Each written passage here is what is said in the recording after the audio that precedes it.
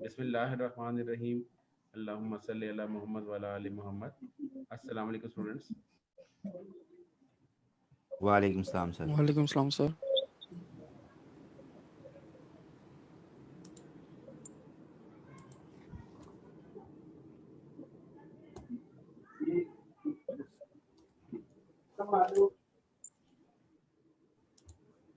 जी, तो cash flow के हवाले से कोई क्यूरी है आपकी तो आप डिस्कस कर सकते हैं। कुछ एमसीक्यूज हमारे रहते थे वो हमने आई थिंक कुछ वो पहले डिस्कस कर लेते हैं।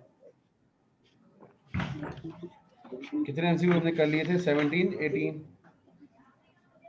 19, तो 3-4 ही रह गए थे हमारे, ऐसी है ना?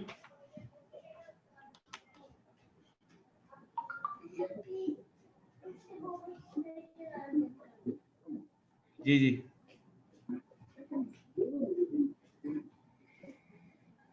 आई थिंक 20 एमसीक्यूज हमने कर लिए थे, मुझे याद पड़ता है।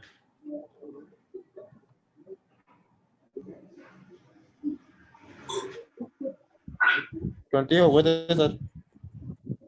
जी जी, page number 210।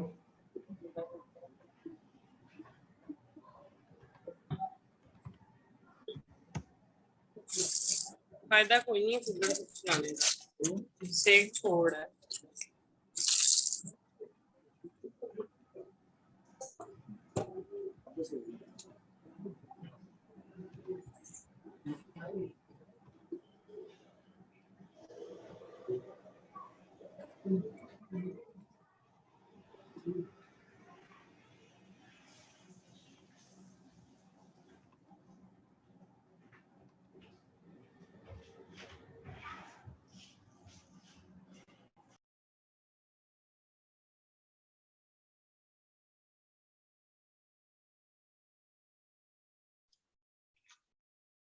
Excuse me sir.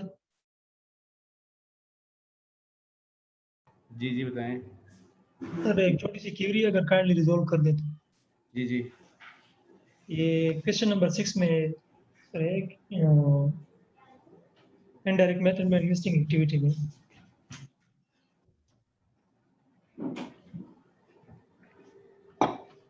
ठीक है, मैं ओपन करता हूँ।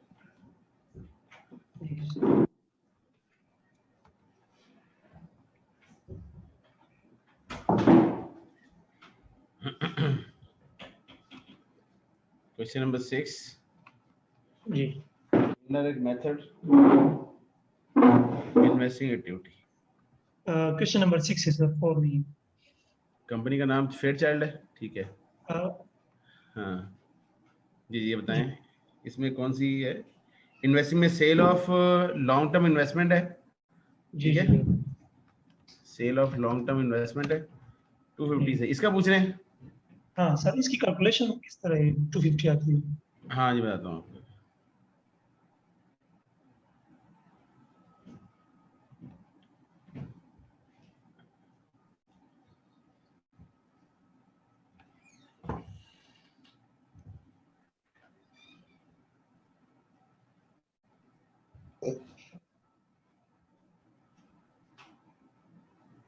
जी, इसमें ऐसा है कि ये जो अगर आप देखिए ना, तो आपके पास लॉन्ग टर्म इन्वेस्टमेंट है हेल्ड टू मैच्योरिटी, ये कम हुई है।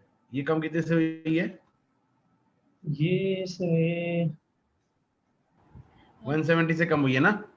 जी जी हाँ, लेकिन आपको गेन भी तो हुआ है 80 रुपीज का। ये देखें, इस गेन को इसमें ऐड कर लेंगे तो ये 250 आ जाएगा। सर एक गेन ऊपर एडजस्ट हुआ, एक दफा लेस हुआ इन्वेस्टमेंट। नहीं, वो हमने प्रॉफिट में से एडजस्ट किया है ना। वो हमने प्रॉफिट को, ऑपरेटिंग एक्टिविटी को एडजस्ट किया। और हमने बात की थी कि जो हमारे गेन्स एंड लॉसेस होते हैं ना सेल परचेज के, सॉरी सेल के ऊपर, वो गेन और लॉसेस से हमारी ऑपरेशंस के अंदर नेट प्रॉफिट एडजस्ट हो जाता है या नेट प्रॉफिट में उसका इफेक्ट आ जाता है। तो हमने चूंकि उनको फाइनेंसिंग या सॉरी इन्वेस्टिंग एक्टिविटीज में दिखाना होता है, लिहाजा हम पहले उसका इफेक्ट वहां से रिमूव कर देते हैं, इसीलिए हमने इसको वहां से एडजस्ट किया था। और देखो ना यहाँ से हमने इसको माइनस किया है ना, ये माइनस करके हमने इसको यहाँ पे नीचे ऐड किया इस जगह जाके, क्योंकि उसका ताल्लुक जो है वो इन्वेस्टिंग एक्टिविटी से है ना।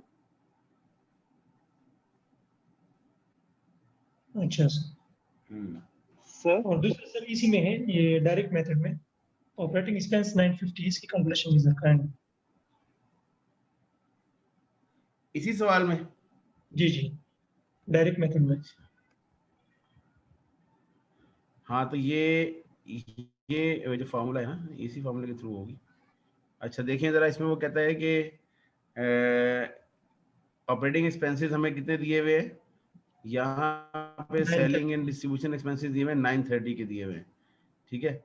लेकिन लाइन 30 के अंदर की 30 का डेप्रिसिएशन भी शामिल है, वो आप माइनस कर देंगे तो ये 900 रह जाएगा पीछे, ठीक है। ये 900 पीछे रह जाएगा, दिस फिगर इज 900। उसके बाद अगर आप देखें तो इस क्वेश्चन के अंदर अब प्रीपेड वगैरह है, नहीं प्रीपेड नहीं है, लेकिन सिर्फ एक्रूड है। एक्रूड लायबिलिटी कितने से है, 50 से कम हो रही है, ठीक है। तो डिक्रीज इन एक्रूड एक्सपेंसेस हम ऐड कर देते तो इसमें 50 का ऐड हो जाएगा, ये 50 ऐड हो जाएगा, ठीक है। ये सर ये जो रिटेन अर्निंग से हम पैसे निकालते हैं, ये कौन से अकाउंट में जाते हैं, डिविडेंड पेएबल में कैश से सीधा कट ऑफ हो जाते हैं? आपका सवाल कट गया, आवाज कट गई, बताएं दोबारा।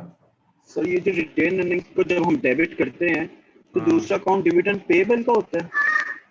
हाँ जी, अगर देखें डिविडेंड की जो पेमेंट होती है ना, उस पेमेंट की ना एक प्रोसीजर होता है बकायदा, उसमें पहले डिविडेंड डिक्लेयर किया जाता है, ठीक है। जब आप डिविडेंड डिक्लेयर करते हैं ना, तो डिविडेंड डिक्लेयर को हम उसकी एंट्री पास करते हैं रिटेन अर्निंग डेबिट और डिविडेंड पेबल क्रेडिट, ठीक है। क्योंकि नॉर्मली पेमेंट के लिए ना थोड़ा टाइम लिया जाता है, क्योंकि इसमें 3 डेट्स इन्वॉल्व होती है, डिक्लेरेशन डेट, रिकॉर्ड डेट और पेमेंट डेट। ये अगर आपने लॉ के में पढ़ा हो तो there are 3 dates related to dividends.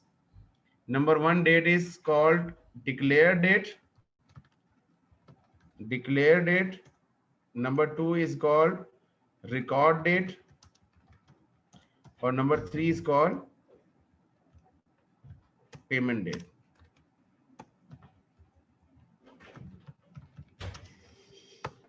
जो डिक्लेयर डेट होती है उसमें कंपनी अपनी एक लायबिलिटी बुक कर लेती है, जैसे ये आपने बात की ना कि रिटेन अर्निंग डेबिट और dividend payable credit.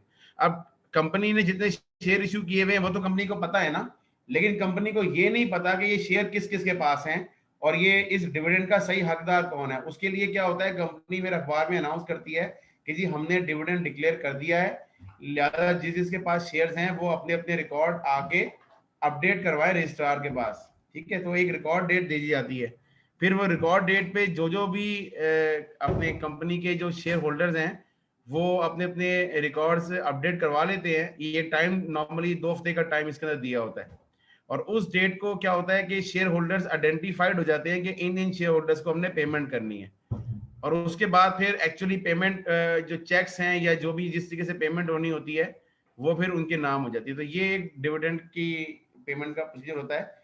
Declaration date पे यानी जब कंपनी लायबिलिटी बुक कर लेती है तो उस वक्त फिर आप डिविडेंड पेबल रिकॉर्ड करते हैं, और ये रूटीन का मैटर है, ये चलती रहती है लायबिलिटी। देखिए ना, 1 साल की लायबिलिटी अगले साल जाके पे होगी, हो सकता है कुछ उसमें से पेंडिंग हो जाए, ठीक है ना, कुछ चीजें कुछ इम्प्रूव कुछ ऐड हो जाए, तो ये चीजें फिर ये लायबिलिटी ये कीप ऑन गोइंग चलती रहती है ये। ओके सर, ठीक है। फर्स्ट क्वेश्चन में विल्सन वाले में। अच्छा विल्सन में, जी बेटा क्या है इसमें? इन्वेस्टिंग एक्टिविटी में ना सर सेल्स कैसे आई हैं उसको मुझे समझ नहीं आ रहा। 43,000 की सेल आई है। अच्छा अब देखिए ये 43 की जो सेल है ना इसकी पूछ रही है ना। हाँ अच्छा, अब देखें कि इक्विपमेंट का टी काउंट बनाया आपने?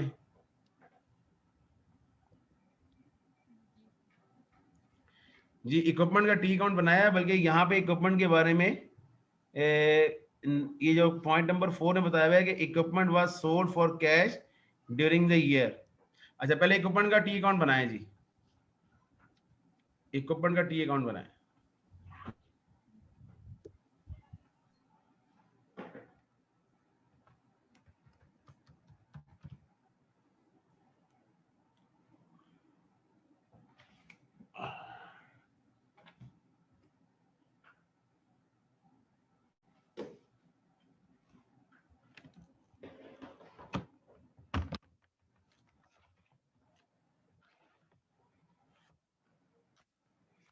जी इक्विपमेंट के टी अकाउंट के अंदर ओपनिंग बैलेंस में बताइएगा जरा क्या है।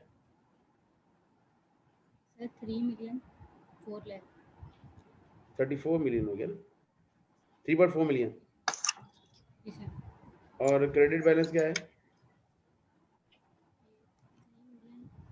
5,12,000 3,33,12,000। ये देखें ये हालात हो गए हमारे। ओके जी, और आपको यहाँ पे इंफॉर्मेशन बताई हुई है कि equipment was purchase during the year, वो है 20,000 2 लाख कैश पे ये परचेज किया, तो इक्विपमेंट मजीद डेबिट हुआ होगा 2 लाख का, ये परचेज है।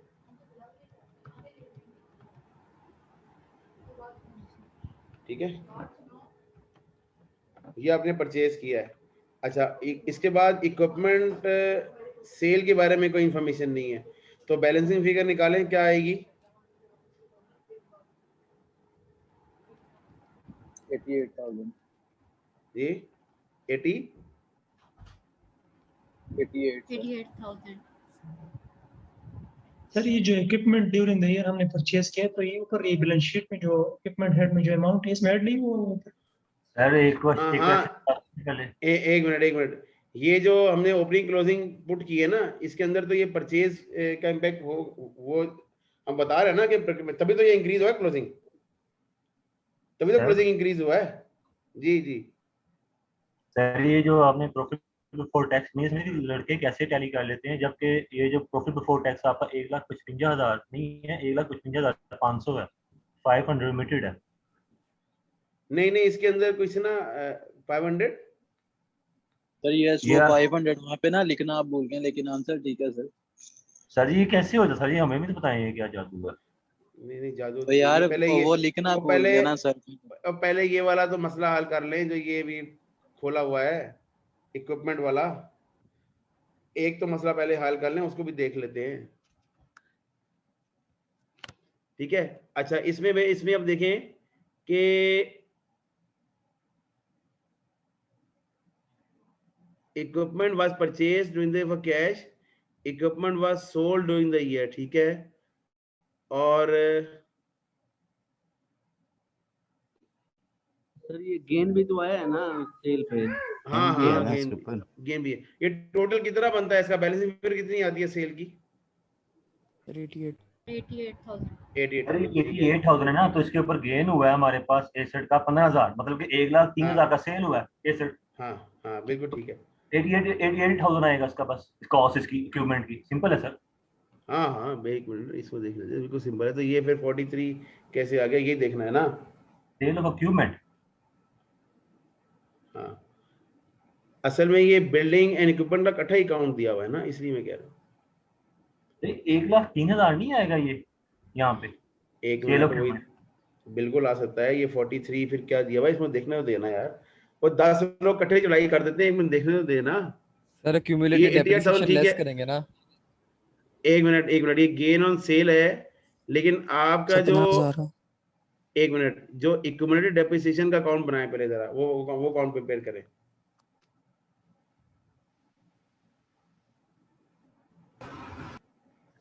जी सर ओपनिंग 18। एक चीज को ना पूरी पिक्चर बनाए ना, अभी तो पूरी पिक्चर बनी नहीं है सर। 60,000 डेप्रिसिएशन भी तो है ना। ये मेरी बात सुने ना, मैं वही तो पहले कह रहा हूँ कि पहले एक पूरी पिक्चर बनाए ना। हमने आधी पिक्चर पे डिसाइड कर लिया कि 1,03,000 आंसर आना चाहिए, पूरी पिक्चर तो पूरी बनाए ना। इसमें इक्विपमेंट का अकाउंट भी तो बनाए,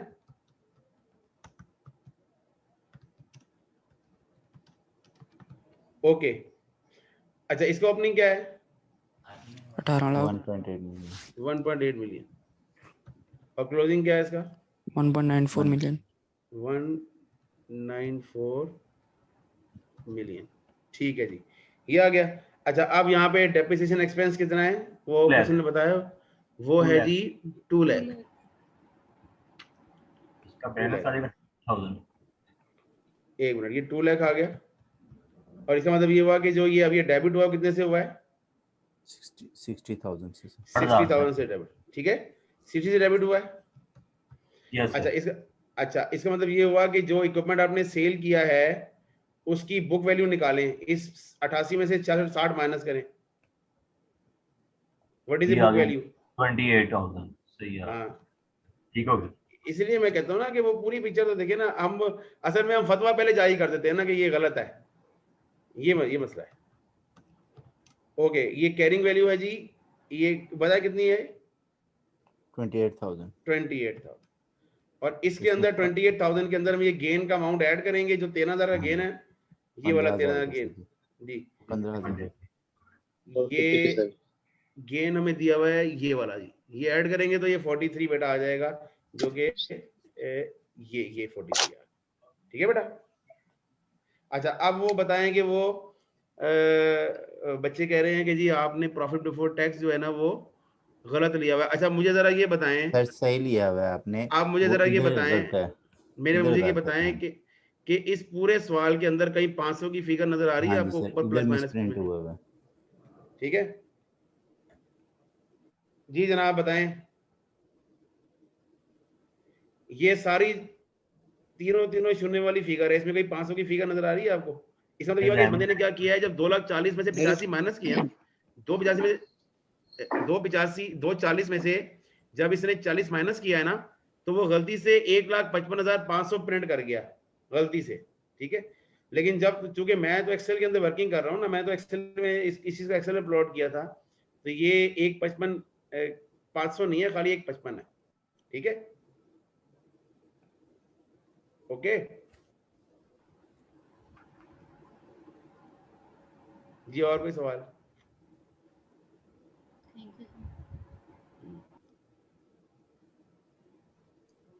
सर ये 500 के बारे में आपने क्या बताया? 500 के बारे में सर ये बताया है कि ये उस बेचारे से गलती हो गई है। देखिए ना, अब ये 240 में से 85 को माइनस करें आप मैनुअली। जी जी करें, ठीक है जी बिल्कुल ठीक है। ये गोरों से भी गलती होती है, सिर्फ कालों से नहीं, गोरों से भी होती है। जी जी ठीक है। गोरे भी तो गलती कर सकते हैं ना, हम समझते हैं गोरे गलती नहीं करते। तो क्वेश्चन में गलत दे सकता है वो? नहीं मिस प्रिंटिंग आईसीएमए वाले गलती नहीं कर सकते, बस सर गोरे कर सकते हैं, सारी दुनिया वाले कर सकते हैं। ये तूने 16 आने ठीक बात की, बल्कि 18 आने ठीक बात की है। अरे ये जो आपने लिया हुआ इंक्रीज अर्न रेवेन्यू, जी जी, ये किस तरह लिया? किस तरह लिया है? अनअर्न्ड की इंक्रीज हुआ है ना 180 से 2 लाख। ये एसेट साइड पे है, करंट एसेट है। अनअर्न्ड रेवेन्यू क्या होता है जी बताएं? लायबिलिटी नहीं हमारी क्या हम हाँ तो लायबिलिटी, मैंने लायबिलिटी ट्रीट किया है इसको, मैंने लायबिलिटी ट्रीट किया है ना इसको, मैं एसेट में ट्रीट किया। इसी क्वेश्चन मेरी तरह मैच कर रहे हैं, अगर आपकी थ्योरी आती है तो फिर आप ये सोल्व नहीं हो रहा जी सर। इससे प्रीवियस क्वेश्चन में सेल ऑफ इक्विपमेंट की नहीं समझे रेडी इनकॉर्पोरेशन में। ओके, इसमें इस सवाल में किसी को और कोई प्रॉब्लम है तो पूछ लें, फिर मैं पीछे जाता हूँ। सर है अच्छा है प्रॉब्लम है, बताओ जी क्या प्रॉब्लम है? इसके अंदर हम सैलरी जो इसने दी है, इस पे सैलरी क्या है इसके अंदर? सर क्या निकालेंगे पे सैलरी? भाई एक दफा आपने इसके अंदर जो है ना वो cash payment for operations expense वो निकाल दिया। ये मैंने कल भी करवाई थी, मैंने आपसे अर्ज की थी कि इन्होंने ना आपको क्या किया हुआ है, आपको ब्रेकअप दे दिया है। ब्रेकअप ये दे दिया है कि जो टोटल ऑपरेटिंग एक्सपेंसेस है ना, उसमें उन्होंने आपको सैलरी बता दिया है 420, ठीक है, और सैलरी के अगेंस्ट इसका जोड़ा मौजूद है, यहाँ पे सैलरी पेबल वाला जोड़ा मौजूद है ऊपर, ठीक है। उसके बाद जो अदर ऑपरेटिंग एक्सपेंसेस है ना, ये 75,000 के हैं। ठीक है, और उसके अगेंस्ट भी ये प्रीपेड एक्सपेंसेस का जोड़ा मौजूद है ऊपर। ठीक है, तो मैंने आपको एक फार्मूला कल बताया था, ये वाला फार्मूला जो मैंने कहीं पे लिखा हुआ था, मुझे अब ये किस क्वेश्चन में था वो, ये वाला फार्मूला, यस दिस फार्मूला। उसके थ्रू मैंने आपसे कहा था कि आपने ये जो ऑपरेटिंग एक्सपेंसेस है ना, इस फार्मूले के थ्रू अपने आपने कंप्यूट किया करने हैं। ये आपको कल ग्रुप में भी सेंड कर दिया था, बल्कि उसके अंदर 2 फार्मूले और थे जो मैंने इसके साथ सेंड किए थे, लेकिन बहरहाल ये फार्मूला मैंने कहा था कि वो जो कैश कलेक्शन फ्रॉम कस्टमर और पेमेंट टू सप्लायर है ना, वो आपकी मर्जी है कि वो आप फार्मूला वाला मेथड यूज करते हैं या टी अकाउंट यूज करते हैं, वो आपकी मर्जी है। लेकिन टी अकाउंट मेथड मैं रिकमेंड करूंगा कि आप यूज किया करें। उसका रीजन ये होता है कि टी अकाउंट ना ज्यादा कन्वीनियंट है, वहां आपको सोचना नहीं पड़ता कि इसमें ऐड डिलीट क्या करें। ठीक है, यहाँ पे ये है कि आप एक्सपेंसेस को रिकॉर्ड कर सकते हैं। ठीक है ना, यहाँ पे भी आप टी अकाउंट आप बना सकते हैं। किसके टी अकाउंट बना सकते हैं? आप प्रीपेड एक्सपेंसेस का टी अकाउंट बना सकते हैं, और आप अक्रूड ये सैलरीज पेबल का टी अकाउंट बना सकते हैं। ठीक है ना सर, पेपर में तो हमें टी अकाउंट नहीं ना बनाने, पेपर में तो सिर्फ वर्किंग ही करेंगे हम। हाँ, वो आप वर्किंग ही कर लें, लेकिन आप थोड़ी सी फेयर वर्किंग कीजिएगा, बाद औक़ात वो ले लेते हैं पेपर आपसे। अच्छा, अब आप देखें, अगर आप गौर करें तो आपने जो अपनी सैलरीज बुक की हुई हैं वो 4/20 बुक की हुई हैं। ठीक है, आप थोड़ा सा ना फार्मूले से थोड़ा सा बाहर आए, आप वर्किंग की तरफ, कॉन्सेप्ट की तरफ आते हैं, तो सैलरीज पेबल में आपके कमी हो रही है। इसका मतलब ये हुआ कि आपने इस साल का जो एक्सपेंस वो तो पे किया ही किया है, साथ में ओपनिंग लायबिलिटी भी आपने 20,000 की पे कर दी, तभी तो ये कम हो गया।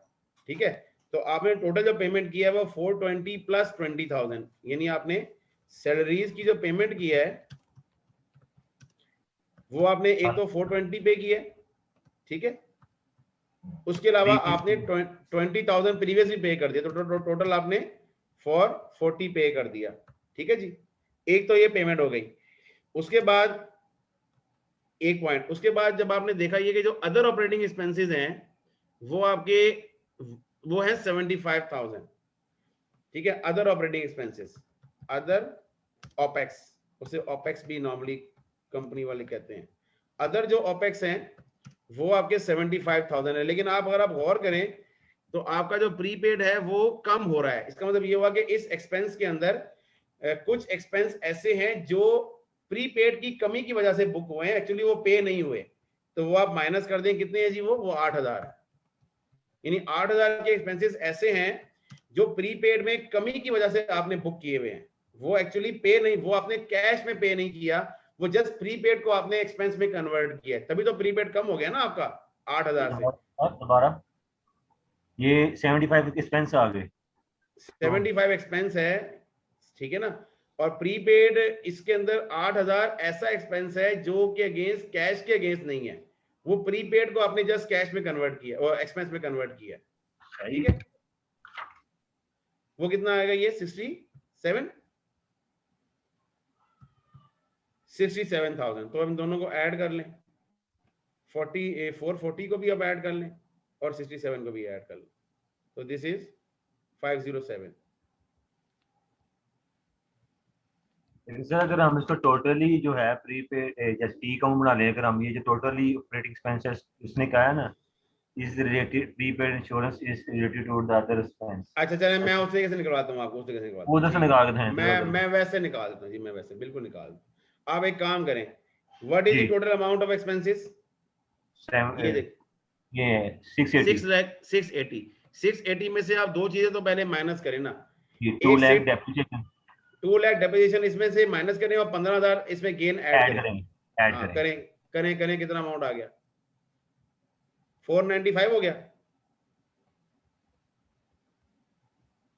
जी सर 495, चलें 495 लिख लिया। अब आप ये इस फार्मूले के थ्रू निकालें।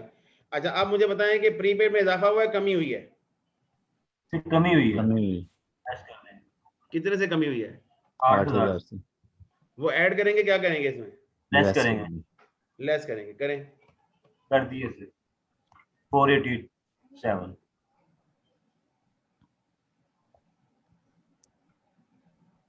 487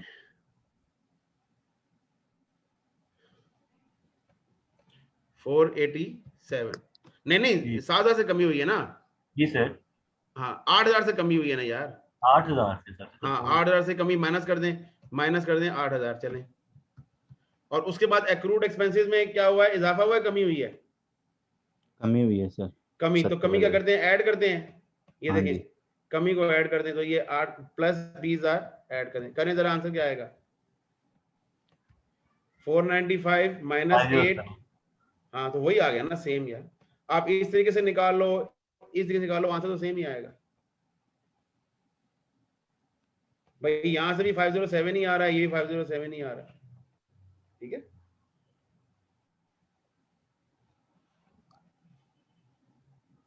लेकिन सर ऊपर वाले जो मेथड है, जो फॉर्मूला वाला है, उसमें हमने सैलरीज पेबल का वो ट्रीटमेंट नहीं किया ना। नहीं किया ना हमने, वो सैलरी पेबल का अक्रूड लायबिलिटी कह दिया ना। हाँ जी। वो अक्रूड लायबिलिटी है ना। Salary payable is our accrued liability. अच्छा वो अकाउंट्स पेबल है, सॉरी मैं उसे अक्रूड पेबल समझ रहा था। नहीं वो नहीं ये अक्रूड पेबल लिखा हुआ है। ठीक हो गया सर। नहीं इससे जहाँ वो दूसरी साइड पे एक है ना सवाल, उसमें अकाउंट्स पेबल लिखा है, लेकिन वो छोटा सा है, वो लग रहा था अक्रूड पेबल है। सर सेफ्टी फर्स्ट वाले क्वेश्चन में जाएगा। सर इसमें सर इसी सवाल में एक सवाल है, यहाँ पे डिविडेंड पेड की तरह कैलकुलेशन थोड़ी सी सर एक्सप्लेन कर दें। 200 ये कल असल में ना, ये कल हुई थी, इसमें 15,000 का ना पेबल भी इंक्रीज हो रहा है, डिविडेंड पेबल, तो बस वो 15,000 का वो डिफरेंस आ रहा है। आप टी अकाउंट बनाए ना, इसका दो ये आएगा 2,50,000, जिसमें कल एक भाई ने कहा जी आपने तो कॉपी पेस्ट कर दिया, ठीक है। तो ये मैंने 2,50,000 निकाला था। उसके बाद ये जो एक्रूड ये डिविडेंड पेबल भी हमारा जो है ना वो इंक्रीज हो रहा है 15,000 से। इसका मतलब ये हुआ कि हमने डिविडेंड डिक्लेयर तो किया है, लेकिन हमने पूरा का पूरा पे नहीं किया। बाकी जो इंक्रीज इन पेबल था ना, वो हम माइनस कर देंगे इसमें से। आप टी अकाउंट बनाए जरा से। अच्छा आप टी अकाउंट बनाए? मैं बनाता हूँ जी जी। टी अकाउंट बना के ना आप डिविडेंड पेबल का टी अकाउंट बनाए, 2 अकाउंट बनेंगे इसमें।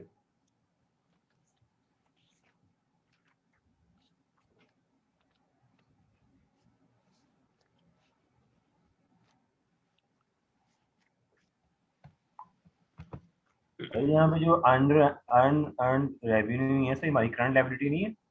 करंट लायबिलिटी है।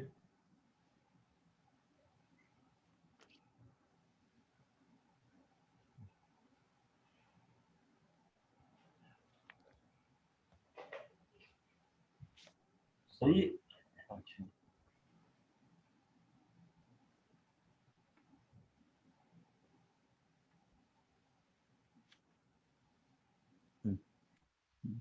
सॉरी, इनकम टैक्स पेबल ये सर, इनकम टैक्स पेबल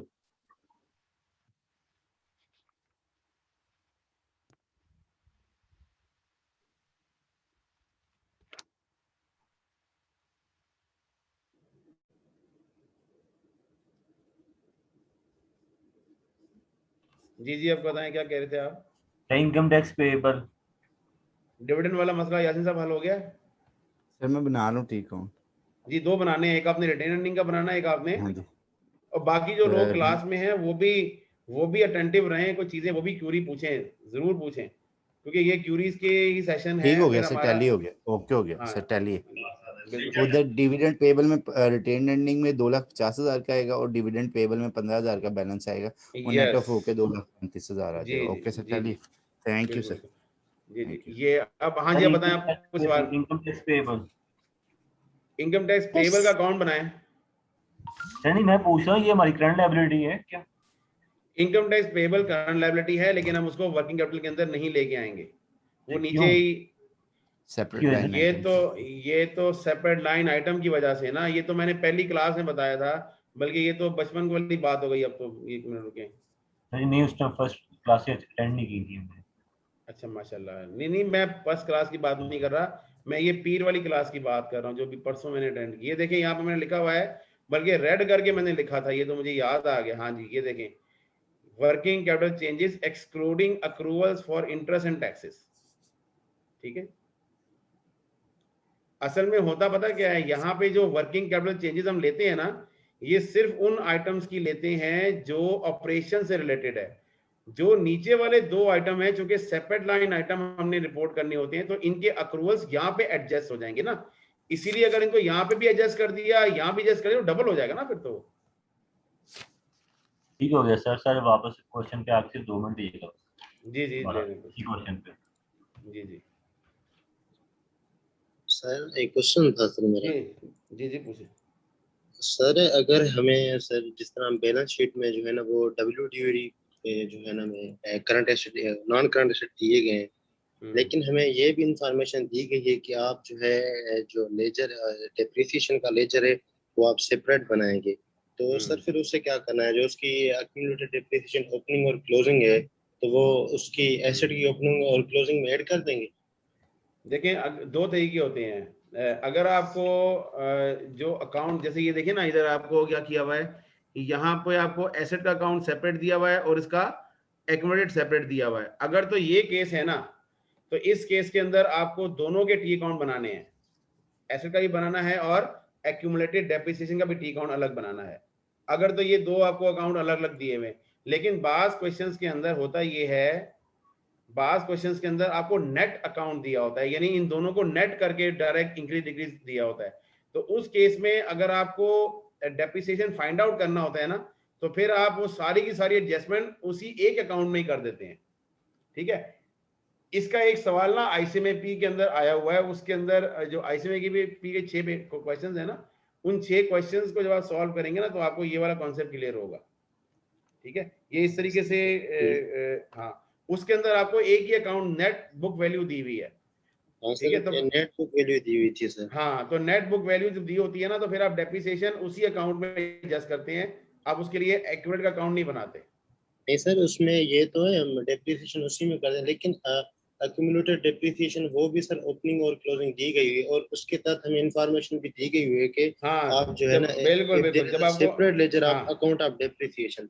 जी सर, फिर उसमें मुझे इशू आ रहा था कि वो उसमें क्या है कि ऐड कर रहा था कि ओपनिंग और क्लोजिंग एक्यूमुलेटेड डेप्रिसिएशन है ना, उसमें वो ऐड कर रहा था ओपनिंग और क्लोजिंग में।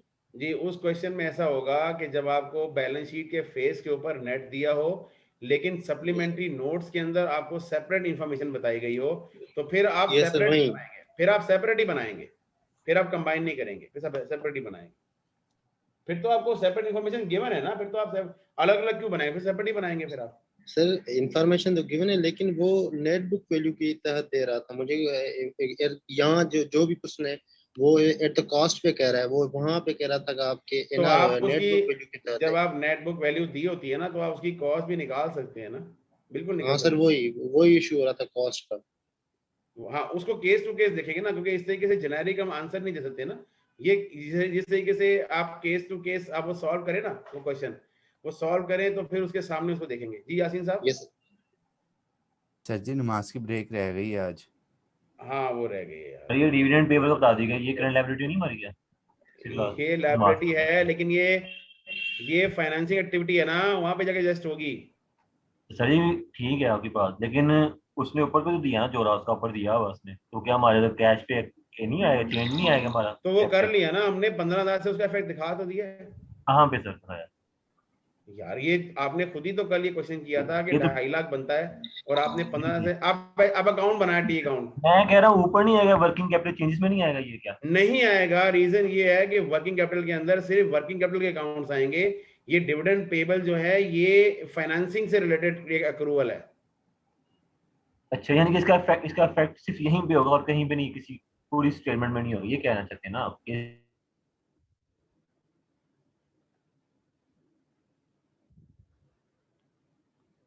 आपने इंटरेस्ट पेड और ये इनकम टैक्स पेड के अंदर अक्रूवल एडजस्ट किए ना, उसी बेसिस के ऊपर ये जो डिविडेंड पेबल है ये एक फाइनेंसिंग अक्रूवल है, ये ऑपरेटिंग अक्रूवल नहीं है।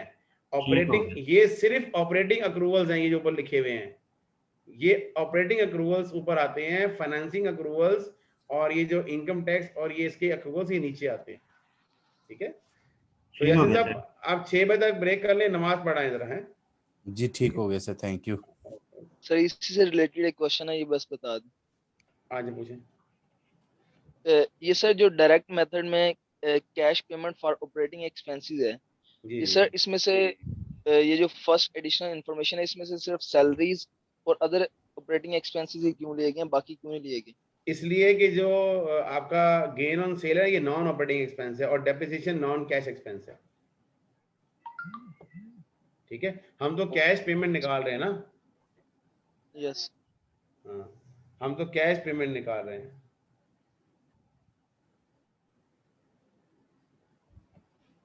ठीक है, तो ये जो आइटम है ना डेप्रिसिएशन तो नमाज होता पढ़ना है ही। फिर अब हम। जी जी पढ़ना है। Thank you.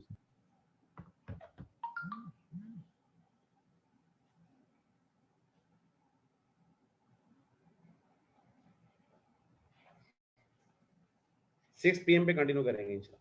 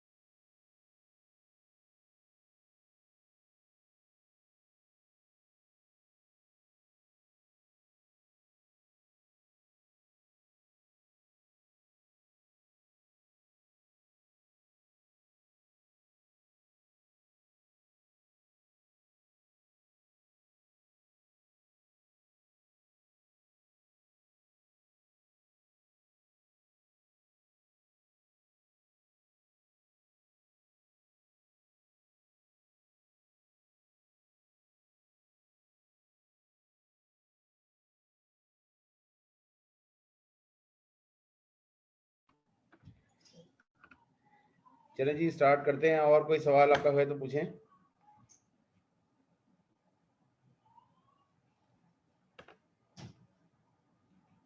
Ji ji sir इससे प्रीवियस क्वेश्चन जो है रेडियो इनकॉर्पोरेशन, उसमें सेल ऑफ इक्विपमेंट काइंडली बता दें। अच्छा जी, सेल ऑफ इक्विपमेंट के लिए आपको इक्विपमेंट का अकाउंट बनाना है। एक मिनट, यस बनाना पड़ेगा। आप ऐसा करें, इक्विपमेंट का अकाउंट बनाएं और एक्यूमुलेटेड डेप्रिसिएशन का अकाउंट बनाएं। ठीक है सर।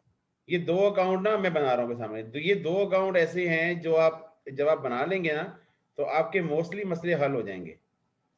ठीक है, चलें ये बनाते हैं। ये अच्छी बात है कि ये इन चीज़ों की प्रैक्टिस हो रही है। ओके, ये है जी बिल्डिंग एंड इक्विपमेंट यानी B&E, और ये है एक्यूमुलेटेड डेप्रिसिएशन। और आपका भी शुक्रिया, आपने अपने टाइम दिया आज के लिए हमारा थोड़ा। हाँ जी, नहीं नहीं मेरा टाइम तो खैर आपका ही है, आपको देना फिर इसको देना था। ओके, ये 45,500 और ये बेटा 48,000 क्लोजिंग है इसका। ओके, अच्छा इस तरीके से सबसे पहले मैंने कहा था कि आपने बैलेंसेस पुट करने हैं तो वो पुट करें। ये 7,000 है। सर ये B&E का बैलेंस उलट नहीं लिख दिया आपने। ओपनिंग 48 है 2016 का और अच्छा 70। ठीक है ठीक है मैं सही करता हूँ उसको। ये कितना, ये 9 है। Yes sir. अच्छा ओपनिंग, ये देखे ना, ये गलती फिर भी हो जाती है। ओके, ये 48 है और ये 45,500। ओके जी, अब आप डाटा को पढ़ें। डाटा में लिखा हुआ है, पहले डेप्रिसिएशन देखें। डेप्रिसिएशन ये 8,000 है, तो डेप्रिसिएशन यहाँ पुट कर दें 8,000। उसके बाद आप ये देखें कि इक्विपमेंट वाज परचेज 7,500 कैश। तो चलें, इक्विपमेंट वाज परचेज 7,500 कैश, ये पुट कर दें। ये परचेज है। चलिए जी बैलेंसिंग फिगर निकालें। यहाँ बैलेंसिंग फिगर निकालें पहले सोल्ड की।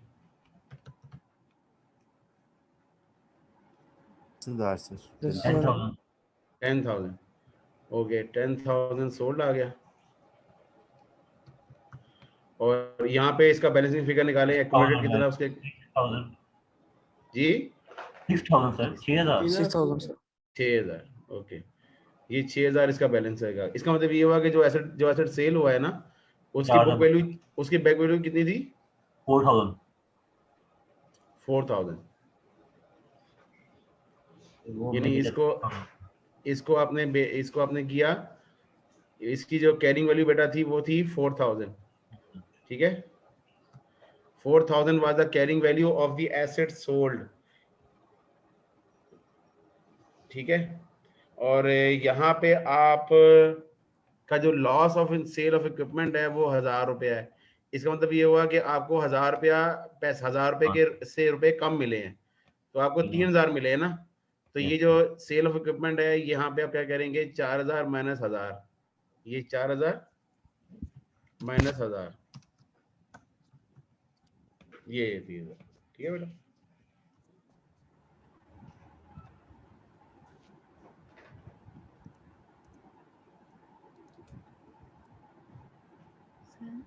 डायरेक्ट मेथड में जी जी cash payment for operating expense, जी उसमें आपने क्या बताया था कि हम कैश वाली आइटम लेंगे, जैसे सैलरीज है और सैलरीज है। देखें ना, जैसे ये सैलरीज है, सैलरीज को इंक्लूड करेंगे।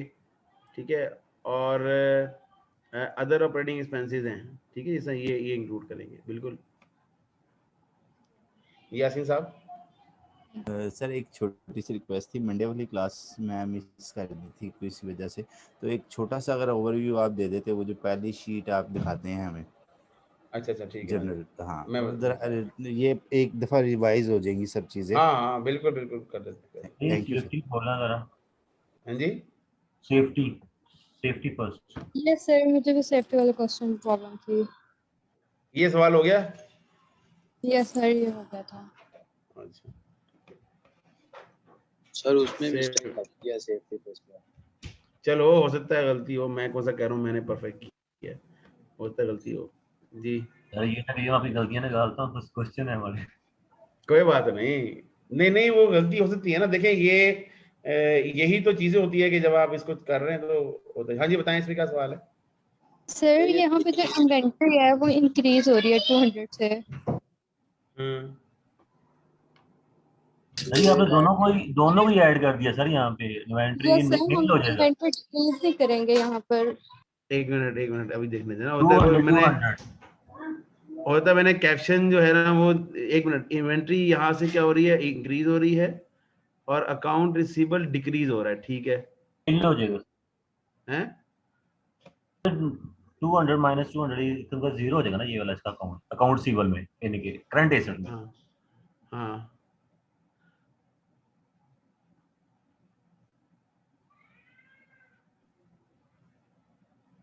और ये हमारा जो अकाउंट्स पेबल है वो 200 से 400 है सर, 400।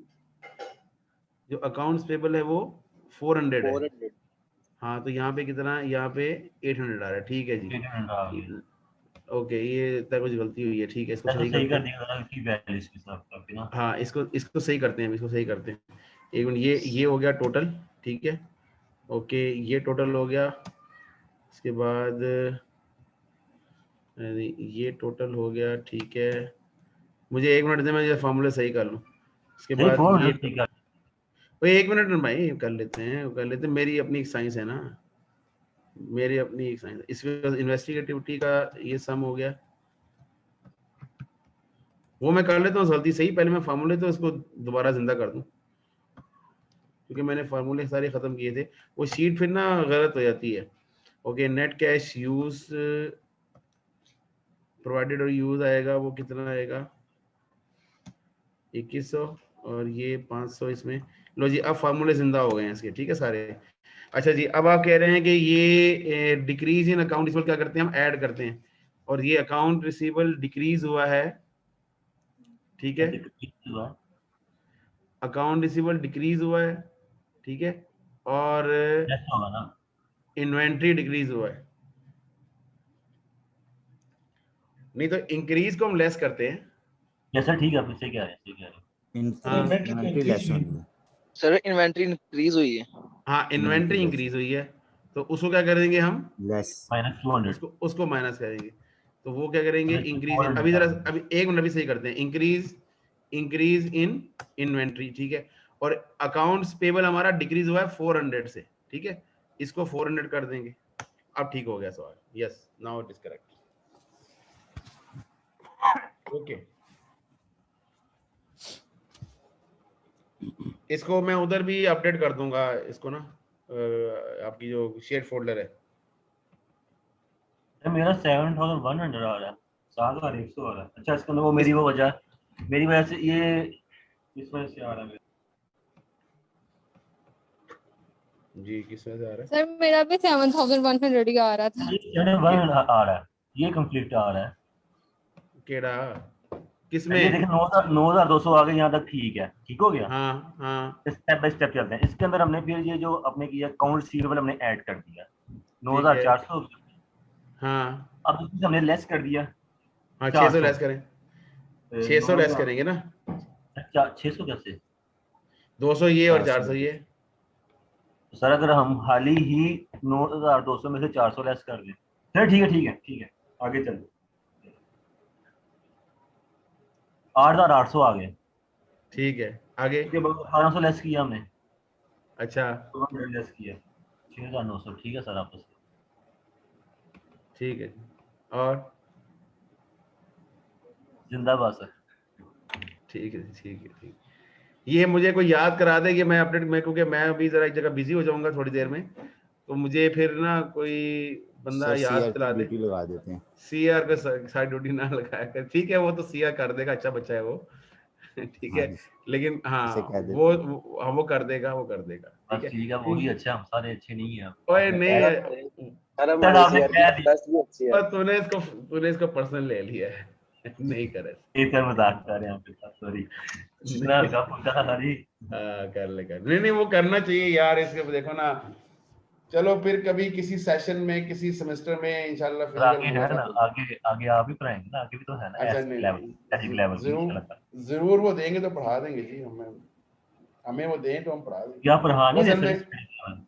नहीं, वो बच्चे आगे बच्चे भी तो तैयार है ना, वो भी तो फिर कहते हैं कि हमने आपसे पढ़ना है, फिर सर वो अब कौन मांग लेंगे पढ़ाएगा? सर, उम्र मुनीरी चाहिए, फिर क्या करेंगे वो?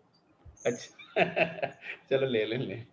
देखिए हम तो हाजिर हैं, हम तो कहेंगे जी हम तो खिदमत के लिए हाजिर हैं, ठीक है। और इनकी बड़ी जरा नवाजी होती है कि ये हमें खिदमत का मौका दे देते हैं, तो फिर हम आ जाते हैं, ठीक है। आगे जी अच्छा, अब कुछ एमसीक्यूज रह गए थे, उसमें कुछ इंपॉर्टेंट एमसीक्यूज हैं, इसलिए मैं ना उसको करवाना चाह रहा हूँ। तो आज का अगर आज हम यही कर लेते हैं तो यही काफी है, बाकी चीजें तो फिर लपेटने वाली बात होती है। वो जो दो स्टैंडर्ड है ना, एक अब सुनिएगा IS 8 और IS 24 है ना, उसमें फ्रैंकली मैंने अभी कुछ चीजें ना देखनी है अपने अपने एंड के ऊपर ना, क्योंकि उसके अंदर ना कुछ चेंजेस आई हैं। IS 24 है, मुझे अभी एक बंदे ने बताया कि उसमें कुछ चेंजेस आई हैं, तो वो मैंने भी अपने आप को ना अपडेट करना है उसके ऊपर, तो वो इंशाल्लाह मैं नेक्स्ट वीक में कोई डेट रख के ना करवा दूंगा आपको।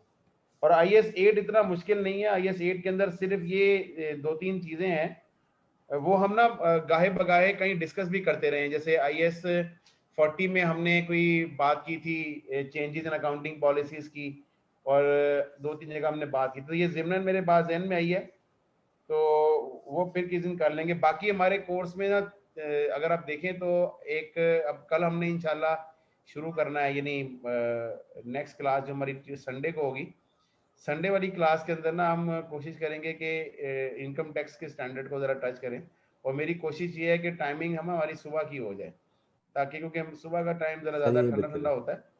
हाँ, तो और वैसे भी मैंने उनको रिक्वेस्ट तो की है, अब देखिए जो उनकी तरफ से ऑर्डर आएगा वो फिर हमें एक्सेप्ट करना पड़ेगा, और ऑप्शन नहीं है फिर, क्योंकि देखें ये इन्होंने हमें डेडलाइन दी है कि आपने जून के महीने में ये अभी सेशन को क्लोज करना है, तो वो बस अब we have to follow that. तो इनकम टैक्स का स्टैंडर्ड है ना, वो बड़ा इंपॉर्टेंट स्टैंडर्ड है और इतना मुश्किल नहीं है। उसके अंदर 2-3 चीज़ें बस आपने एक आइडेंटिफाइड करनी है, ठीक है। जिस तरीके से ये आपका कैश फ्लो का सेशन गया है ना, कि हमने एक मेन चीज़ पढ़ ली थी और उसके बाद हम उसकी क्यूरीज को डिस्कस करते रहे, वो भी हमने ऐसे ही करना है।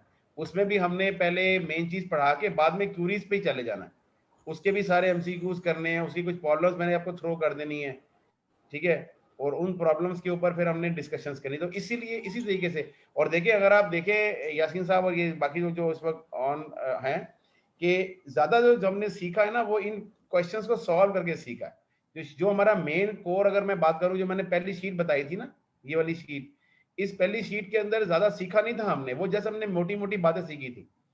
असल जो सिचुएशनल चीज़ें आती है ना, उससे हम चीज़ें सीखते हैं। इस तरीके से डेफर टैक्स में या इनकम टैक्स में जब हम स्पेशल प्रॉब्लम के अंदर अपने आप को इन्वॉल्व करते हैं ना, तो हमारी लर्निंग फिर वहां पे होती है, और उस प्रॉब्लम के अंदर जो कॉन्सेप्ट है वो होते हैं। हम जेनेरिकली बाज़ औक़ात जनरल रूल डिफाइन नहीं कर सकते चीज़ों का। जैसे अभी ये डिविडेंड पेबल की बात थी, अब एक क्वेश्चन में जब हमने ये टी अकाउंट बनाया था रिटेन अर्निंग का, तो हमारे जेनेरिकली टी अकाउंट का बनाने का तरीका क्या था, ओपनिंग क्लोजिंग पुट किया, इनकम पुट की, जो बैलेंसिंग फिगर है वो डिविडेंड पेड है। लेकिन अचानक एक सवाल के अंदर डिविडेंड पेबल भी आ गया, जिससे क्या हुआ, वो डिविडेंड पेबल को हमें फिर एडजस्ट करना पड़ा 15,000 से, ठीक है। तो ये एक नेचुरल चीज होती है, इसीलिए हम ना कोई एक रूल बना नहीं सकते हैं, क्योंकि अकाउंटिंग जो है ना ये आर्ट है, ये साइंस नहीं है। साइंस के अंदर रूल बनते हैं, आर्ट में रूल नहीं बनते हैं। आर्ट के अंदर तो आपको सिचुएशनल जाना पड़ता है, ठीक है। और बाज़ ऐसी चीजें होती हैं कि आप अगर आपने जेनेरिक रूल याद कर लिया है तो ऐसी चीजें आ जाती है जिनके अंदर आपको फिर रूल को फिर एक्सेप्शंस बनानी पड़ती हैं, और वो इतनी सारी एक्सेप्शंस बन जाती हैं फिर आपको रूल कंफ्यूजिंग लगता है, इसीलिए रूल बनाते ही नहीं है। हाँ, लेकिन कुछ ना कुछ यूनिवर्सल ट्रुथ हो जाते हैं जो कि हम फिर डिफाइन कर सकते हैं, उनको फिर हम आपसे शेयर कर लेते हैं। जैसे ये मैंने आपको ये एक बताया है यूनिवर्सल ट्रुथ कि जी जब करंट एसेट इंक्रीज होगा तो लेस हो जाएगा, ठीक है। तो ये इस तरह डेफर्ड टैक्स के अंदर भी एक इस तरह का एक रूल है, वो भी हम आपको बता देंगे। तो ये कुछ चीजें डिफाइंड हैं, लेकिन जेनेरिकली हम डिफाइन नहीं कर सकते। ओके जी, अब ये कुछ MCQs हमारे रह गए थे, उनको जरा हम क्विकली जी बताएं सवाल। सर एक क्वेश्चन था सर जनरल।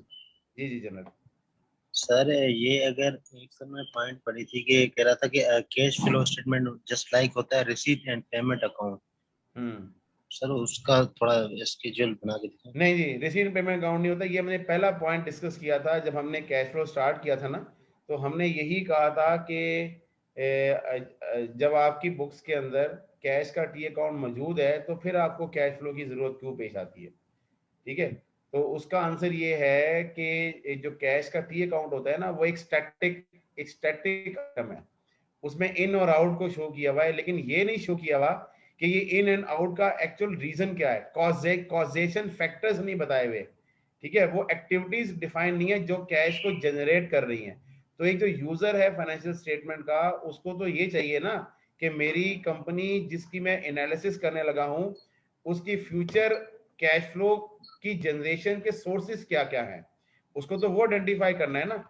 लेकिन जो रिसीट एंड पेमेंट अकाउंट होता है ना, वो स्टैटिक एक रिकॉर्ड है, वो एक बुक कीपिंग रिकॉर्ड है। उसके अंदर आप चीजों को आइडेंटिफाई नहीं कर सकते कि कौन सी चीज इन होनी है, कौन सी चीज, उसका रीजन क्या है। अब देखिए ना, यहाँ पे आपको sale and gain, sale of non asset दिया हुआ है। ठीक है, वहां पे हो सकता है कि ये डिफरेंट अंदाज, डिफरेंट टाइम्स के ऊपर सेल दी हुई हो।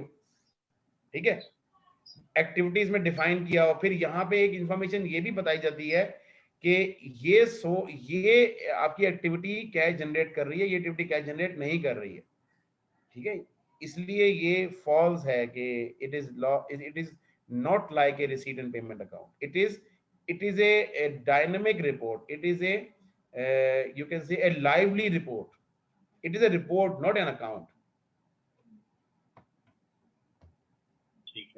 ये हमने क्वेश्चन किया लास्ट वाला जो किया था वेल्सन इनकॉर्पोरेशन वाला सर, उसके अंदर वो अगर ये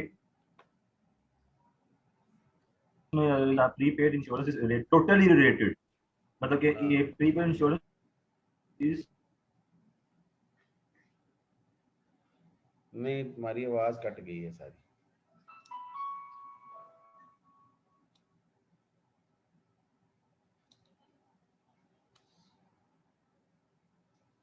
आवाज नहीं आ रही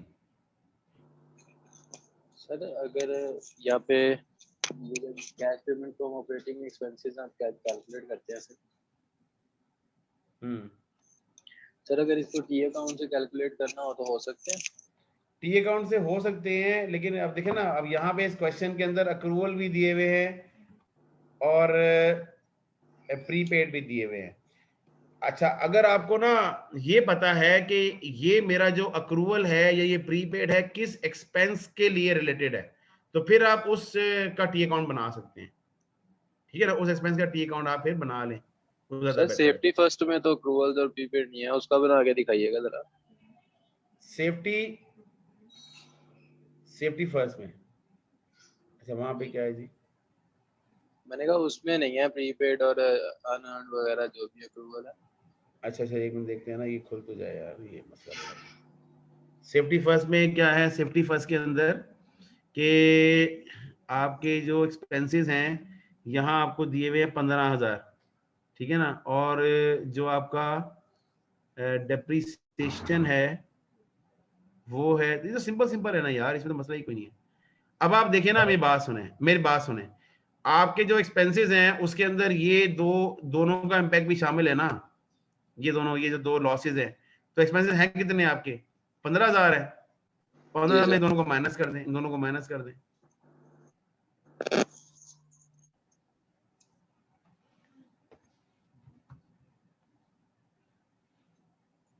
जी ठीक है, क्वेश्चन के हिसाब से हो गया था मेरा जी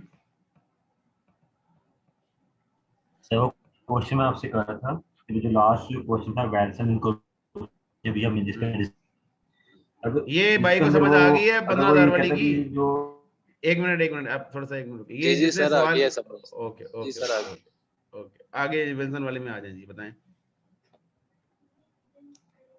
सर। ये जिसने सेकंड पार्ट में अगर वो ये कह देता मैं कि ये तो अदर ऑपरेटिंग एक्सपेंस की जितनी भी अमाउंट है 75,000 ये टोटल ही प्रीपेड इंश्योरेंस से रिलेटिव है, तो फिर हम इसके अंदर क्या कर यही उसने फिर भी हम कहा हुआ है डिफरेंस ना। लेते हैं फिर यही उसने पॉइंट नंबर 2 में यही तो कहा हुआ है।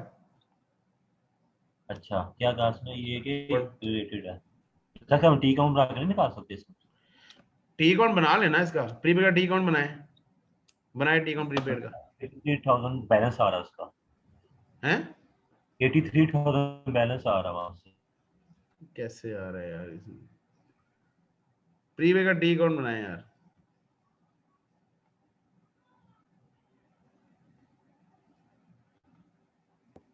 सर दूसरा जो है ना इसमें जो cash payment for operating expenses है ये 507,000 ये कैसे आया है? मतलब 4,20,000 तो सैलरीज हैं और 75,000 ऑपरेटिंग सर एक्सपेंसेस है। ये मैंने अभी करवाया थोड़ी देर पहले, बल्कि 2 मेथड से मैंने करवा दिया।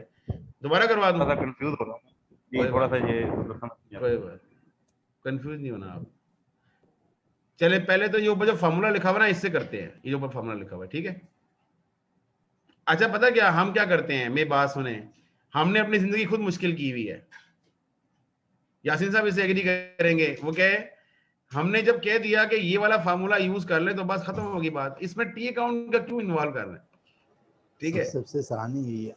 हाँ, जब आपको मैंने कह दिया ना कि ये एक्सपेंसेस के लिए जेनेरिकली, और ये मैंने बहुत सारी वर्किंग के बाद आपको कहा है कि यार अपनी जिंदगी आसान कर लें, एक्सपेंसेस की पेमेंट आपने इस फार्मूले से निकालनी बस।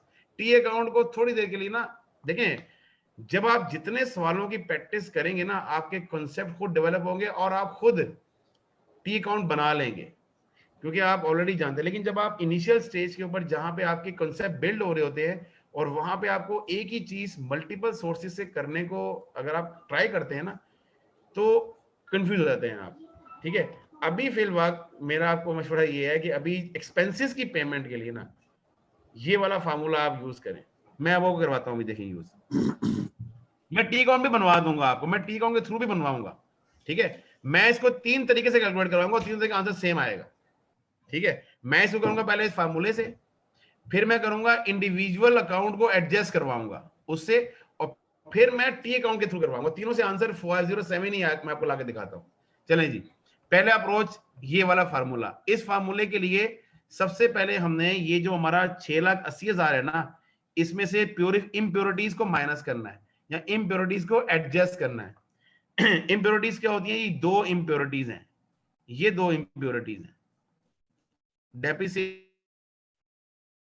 और गेन ऑन सेल, ठीक है जी। तो ये 6,80,000 में से पहले डेप्रिसिएशन को माइनस करें। ये वो भाई ने सवाल किया था, उस भाई, वो किधर गया भाई? जी मैं इधर ही था जी। 6,80,000 में 2,00,000 को माइनस करें क्योंकि इसमें डेप्रिसिएशन शामिल है जी सर। अब इसमें 15,000 को ऐड कर दें क्योंकि ये गेन ने उसको कम किया हुआ है, एक्सपेंस को ऐड कर दिया। कितना हो गया जी? ये 495 हो गया। यस 495 हो गया। ओके, अच्छा, 4 जब 95 हो गया तो हमने कुलिया क्या बनाया हुआ है कि प्रीपेड के अंदर एडजस्टमेंट करनी है और अक्रूवल के अंदर एडजस्टमेंट करनी है। अब यहाँ पे हमने आइडेंटिफाइड ये किया कि प्रीपेड हमारे जो है वो कम हो रहे हैं। ये देखें, ये 8,000 से कम हो रहे हैं, ठीक है। तो ये प्रीपेड में, हाँ, प्रीपेड में कमी क्या करेंगे? माइनस करेंगे। चले माइनस कर दें 8,000 जी, 487 हो गया। हाँ, इसको कर देंगे माइनस 8,000। ओके, उसके बाद अगला अक्रूवल है अक्रूड एक्सपेंसेस। तो यहाँ पे अक्रूड एक्सपेंसेस में दिया हुआ है सैलरीज पेएबल, ये 20,000 से कम हो रहा है, ठीक है जी। तो यहाँ पे जब ये कम होता है तो क्या करते हैं हम? ऐड कर देते हैं। ये प्लस देखें, plus decrease in accrued payable जी, तो वो ऐड कर दे प्लस 20,000 जी। करें कितना आंसर आएगा जी? 507। हाँ 507 आएगा। ये हमने एक तरीका यूज किया, ये हो गया वन मेथड, ठीक है। अब हम करते हैं टी अकाउंट मेथड। चलिए टी अकाउंट मेथड पे आ जाएं। टी अकाउंट मेथड में हमने आइडेंटिफाइड किया, हमने जोड़ा क्या बनाया, सुनिए अब जोड़े कैसे बनाएंगे। जी सर। लो जोड़े बनाने दें जी। ओके जी, ये जो आपका प्रीपेड है ना, ये वाला प्रीपेड, इसका जो जोड़ा है ना ये है अदर ऑपरेटिंग एक्सपेंसेस, ये वाला बेहतर ये इसका जोड़ा है, ठीक है। और उसके बाद ये जो सैलरीज का जोड़ा है ना, ये इसका जोड़ा ये आपको ये दिया हुआ है, ये सैलरी एक्सपेंस 20,000 हमने अर्न रेवेन्यू इफेक्ट जी, अर्न रेवेन्यू का इफेक्ट नहीं लेना था। अनअर्न्ड रेवेन्यू का ताल्लुक तो रेवेन्यू से है ना, हम एक्सपेंसेस की बात कर रहे हैं ना। ठीक है, वो तो कलेक्शन के अंदर एडजस्ट होगा ना। जी ठीक है। हेलो जी जी, चीजों को मिक्स ना करें। एक मिनट जरा होल्ड करें, ये पता नहीं क्या है।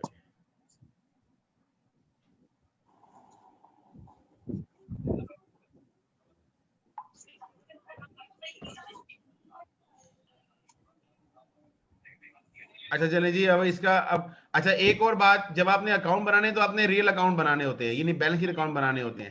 तो चले जी, ये अकाउंट बन गया प्रीपेड का और ये अकाउंट बन गया सैलरीज का। ठीक है जी, तो ये प्रीपेड आ गया।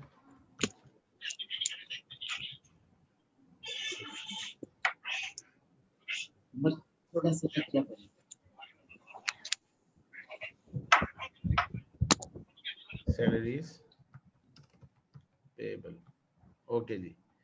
जी प्रीपेड बेटा ये 38 है। जी सर।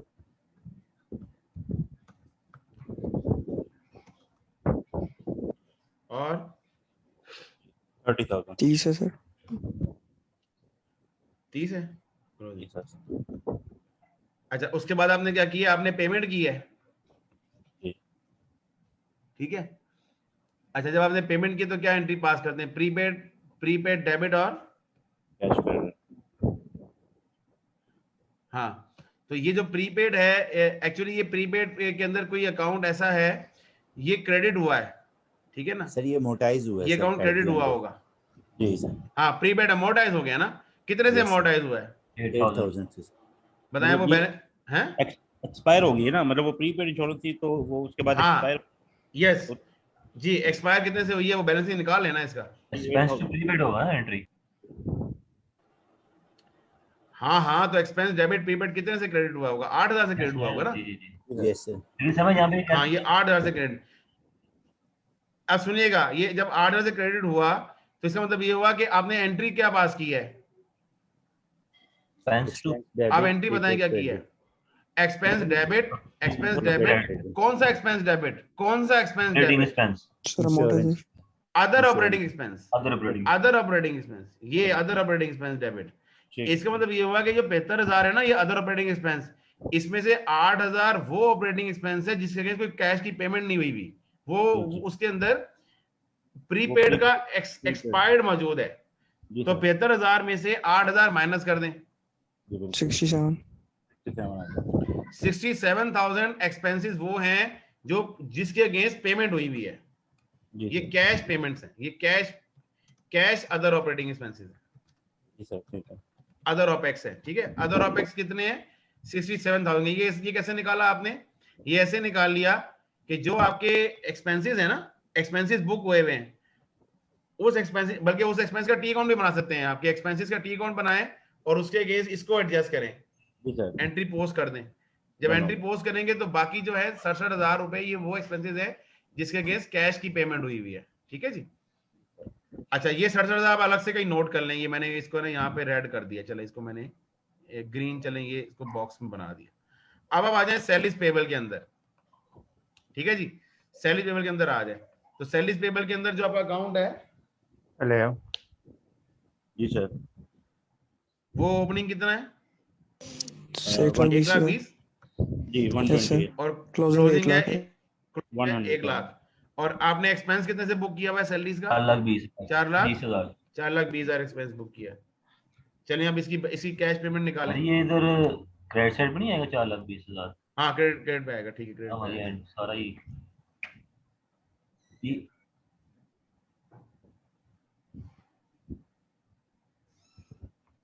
4,20,000 डेबिट पे इसकी वो निकालें, कितनी पेमेंट हुई? 4,40,000 आ जाएगा। 440 आ जाएगा। 4,40,000। 4,40,000, ये 4,40,000 आ गया। ये 4,40,000 कैश सैलरीज है, ये सैलरीज पेमेंट है, सैलरीज पेड है। तो अब आप देखें कि 440 को मैंने अब कर दिया ग्रीन, ये वाला ग्रीन, दोनों ग्रीन वाले बॉक्सेस ऐड कर लें तो वही 507 ही आंसर आएगा जो मैंने ऊपर निकाला हुआ है। ठीक है जी, ठीक है, एक तरीका इसका और भी है, ठीक है ना, वो भी हम कर सकते हैं, अगर आपको कहीं मैं उससे भी करवा देता हूँ। लेकिन अभी आप ये बात सुने, वो करवाने को करवा दूंगा, लेकिन ये ना हो कि मेरे ऐसा बंदा बैठा वो कंफ्यूज हो जाए। ये आप बता दें, जिसने हजम करना हो कर लेगा ग्रैब, जिसको नहीं वो फिर बस। उसका सिंपल ये है कि ये जो एक्सपेंसेस दिए हुए हैं ना, इसमें इंक्रीज और डिक्रीज को एडजस्ट कर दें बस, जिस तरह हम नॉर्मल एडजस्टमेंट करते हैं। अच्छा वो मैं करवा, इसको नोट कर लिया आपने? अच्छा चलिए वो चीज देखें। एक्रूड एक्सपेंस में इंटरेस्ट पे बिल नहीं है, वो कैटर होगा। नहीं इंटरेस्ट के बिल तो, इंटरेस्ट का तो नीचे उसने अलग बताया हुआ है ना आपको, वो नीचे अलग अक्रूवल दिया हुआ है उसका, ठीक है, वो तो अलग अलग अक्रूवल है उसका। जैसे एक्रूड एक्सपेंस तो है ना सर, एक्रूड लायबिलिटी बेसिकली वो ऑपरेटिंग अक्रूवल नहीं है, ठीक है, वो ऑपरेटिंग, वो नॉन ऑपरेटिंग अक्रूवल है। अक्रूवल एक कॉन्सेप्ट है, वो जनरल कॉन्सेप्ट है कि कोई एक्सपेंस ड्यू हो गया है लेकिन आपने पे नहीं किया हुआ, ठीक है। अब वो अक्रूवल एक ऑपरेटिंग अक्रूवल भी होता है, एक नॉन ऑपरेटिंग अक्रूवल भी होता है। जैसे ये अब ये इनकम टैक्स पेड है और ये जो इंटरेस्ट पेड है, ये भी अक्रूवल है। अगर इनकम टैक्स पेबल है और इंटरेस्ट पेबल है, ये भी अक्रूवल्स ही हैं, लेकिन ये ऑपरेटिंग अक्रूवल नहीं है, ठीक है, इसीलिए इसको नीचे लिखा हुआ है।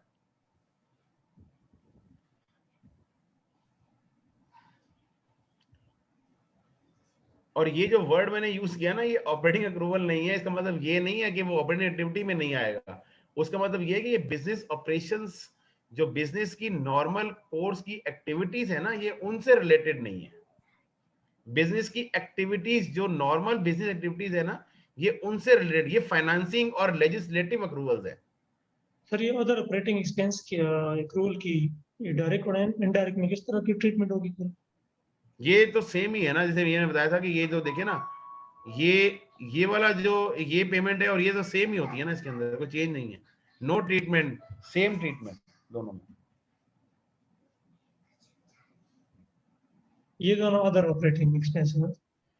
हाँ ये नहीं अदर ना कहें इसको। बेसिकली ये क्या है, जब आप इनकम स्टेटमेंट को देखते हैं ना, जब आप इनकम स्टेटमेंट बनाते हैं तो इनकम स्टेटमेंट के अंदर ऑपरेटिंग इनकम के बाद ये दोनों एक्सपेंसेस माइनस होते हैं ना जी, इसीलिए इसको हम कहते हैं कि ये बेसिकली ये जो इंटरेस्ट एक्सपेंस है ये फाइनेंसिंग अक्रूवल है, और ये जो इनकम टैक्स है ये एक तरह से लेजिस्लेटिवली या एक तरह से समझ ले के लीगल अक्रूवल आप कह लें, ठीक है ना। ये लीगल अक्रूवल है ना, आपको लीगली पे करना है, you are legally bound to pay the income taxes,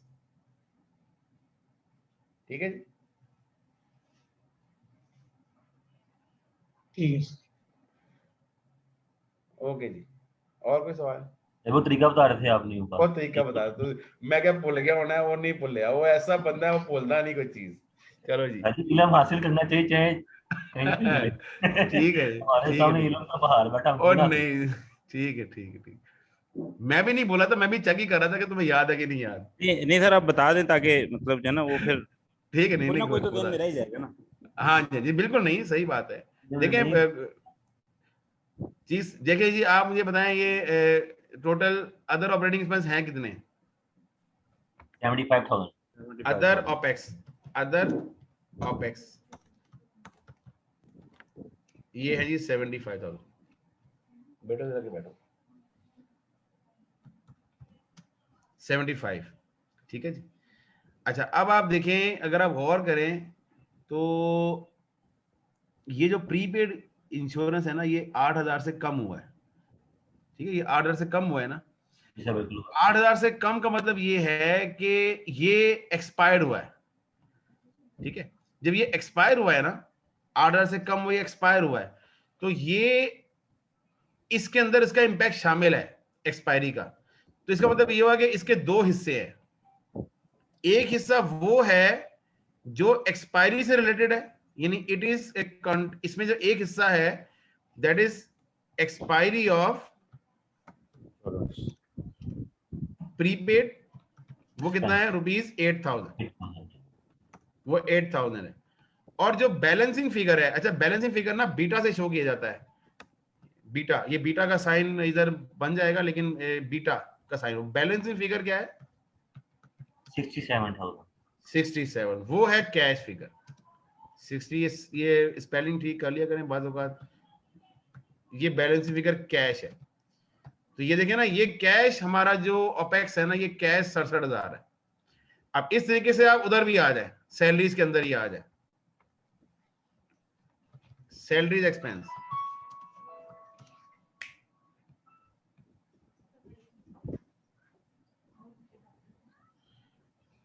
बेटा ये एक्सपेंस कितना है सैलरीज का, बताना सर मुझे। 4,20,000 बता रहा है। 4,20,000 एक्सपेंस है। ओके, जब 4,20,000 एक्सपेंस है, अब देखिएगा जब 4,20,000 एक्सपेंस है तो इसके अगेंस्ट एक अक्रूवल आपका बुक है, वो डिक्रीज हो रहा है। ठीक है, जब अक्रूवल डिक्रीज हो रहा है तो इसका मतलब ये हुआ कि आपने जो एक्सपेंस बुक किया है, ये एक्सपेंस तो सारा पे आपने किया ही किया है, साथ में आपने पिछले साल का भी अक्रूवल भी इस साल पे कर दिया है। ठीक है, तो वो आप इसमें ऐड कर देंगे, वो इसमें क्या करेंगे, ऐड कर देंगे 20,000। ये कितना हो जाएगा, 60। ठीक है, तो ये 60,000 और 4 लाख नहीं 4,60,000, सॉरी 4 लाख में मिस कर गया इसमें। 4,40,000 4,40,000 सर 440 हो जाए। हाँ 4,40,000 सर।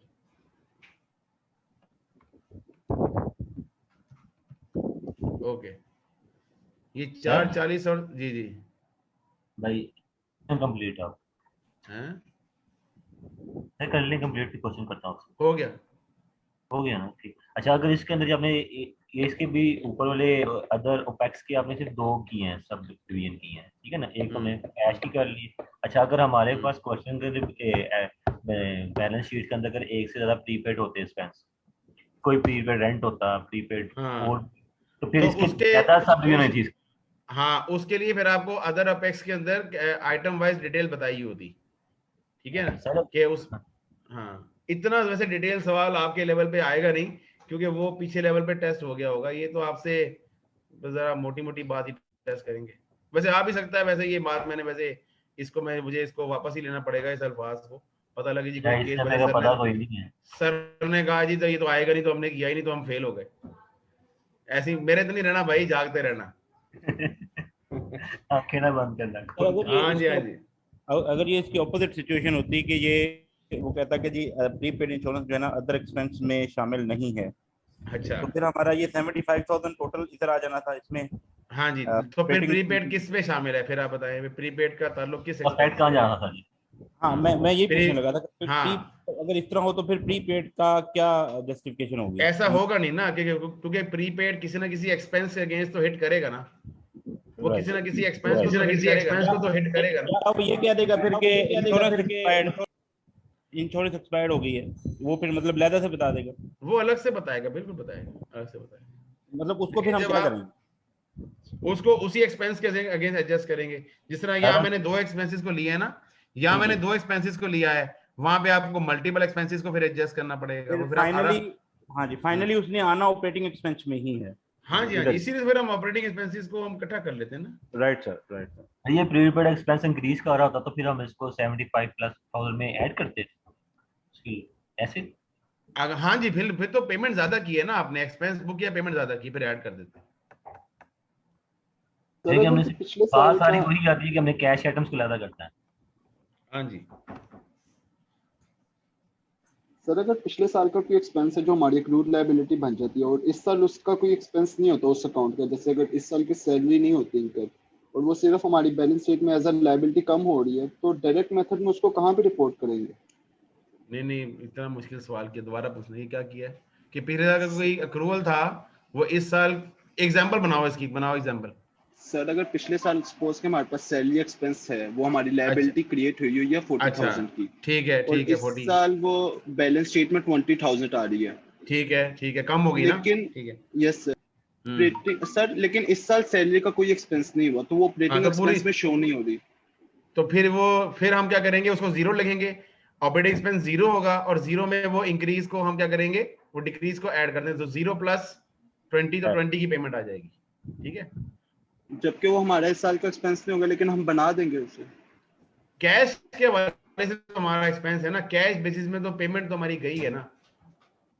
जब हम कैश बेसिस अकाउंटिंग देखते हैं ना, तो हमारे लिए तो पेमेंट, हम एक्सपेंस कब है, जब हमारे लिए वो पेमेंट होगी। ओके सर, ठीक है। उसमें ऑपरेटिंग एक्सपेंस की वैल्यू 0 रखेंगे आप, 0 प्लस 20,000। लेकिन ये ऐसा केस प्रैक्टिकल नहीं है, क्योंकि ऐसा कोई कंपनी नहीं है जो पूरे साल कोई एक्सपेंस ना करे। भाई सैलरी तो, हाँ सैलरी के अलावा हो सकता है कि आप कोई ऐसा प्रीपेड है जो आपने इकट्ठा ही पे कर दिया हुआ है। फॉर एग्जाम्पल आपने 5 साल का इकट्ठा एडवांस रेंट पे कर दिया हुआ है, ठीक है, तो उसमें तो क्या होगा आप, लेकिन आप उसमें भी एक्सपेंस तो बुक करोगे ना यार, फिर वो सारा का सारा उस साल का कोई कैश एक्सपेंस नहीं होगा, सारा सारा प्रीपेड की एक्सपायरी होगी। ठीक है। Yes sir. एमसीक्यूज। हाँ एमसीक्यूज में सर एक क्वेश्चन बस कर दो यार, छुट्टी सर एक लास्ट वाला बस। सर शीट नंबर 1 थोड़ी सी डिस्कस कर दें बस। हाँ वो मैं कर लेंगे, लास्ट क्वेश्चन ही करना है। बस कर दो, मैं यार थक गया हूं यार। सर मुझे बस ये पूछना था कि डायरेक्ट मेथड में decrease in prepaid expense less कराते हैं और इनडायरेक्ट मेथड में डिक्रीज इन प्रीपेड एक्सपेंस जो ऐड कराते हैं। ऐसे ना याद, नहीं मैं ऐसी बात ना करूं। ये दोनों सेपरेट एवेन्यूज हैं, इन्हें मिक्स कभी भी नहीं करना है आपने, कभी भी नहीं करना। और इनको अपने अलग अलग कैसा क्यों करते हैं रीजन, बस उसमें रीजन याद रखें जो मैं रूल बता दिया आपको, बस बता दिया आपको। मेरी बात सुने, ये दोनों चीजें मिक्स करेंगे ना तो आपका हरीसा बन जाएगा। हरीसा समझते हैं ना? वो क्या होता है? हरीसा एक डिश है जिसके अंदर अमर तसरी का। हाँ अमर तसरी हरीसा वो अमर तसरी नहीं होता, हाँ वो अमृतसरी होता है। अमर जो भी है यार, अमृतसरी हरीसा, उसमें से आपको ऐसा करें, मुझे अलग अलग करके दिखाएं इसे इंग्रेडिएंट, तो कभी भी नहीं ऐसा गुंजल बनेगा। वो अक्सर ना वो इधर घर में क्या होता है कि एक हैंड फ्री होती है ना, वो उलझ जाती है, वो 3-4 हैंडियां इकट्ठी पड़ी हो ना तो उनको खोलते खोलते घंटा लग जाता है। इसकी लॉजिक समझ नहीं आई आज तक, जेब में रहते हैं वो उलझ कैसे जाती है? बस देख लो, ठीक है ना, ये इसीलिए मैं हर कुछ चीज की लॉजिक नहीं होती।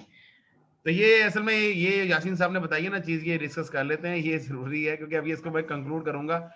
कैश फ्लो के ऊपर ना अब मजीद डिस्कशन करना जो है ना, वो अब हम अफोर्ड नहीं कर सकते क्योंकि हमने और टॉपिक भी पढ़ने हैं ना जी। ठीक है, तो इसमें काफी हद तक हमने डिस्कस कर लिया है, और जिन लोगों ने इसको ज्वाइन किया है हमारी, इस नंबर का क्वेश्चन था तो बनता तो था इतना 20 मार्क्स थे।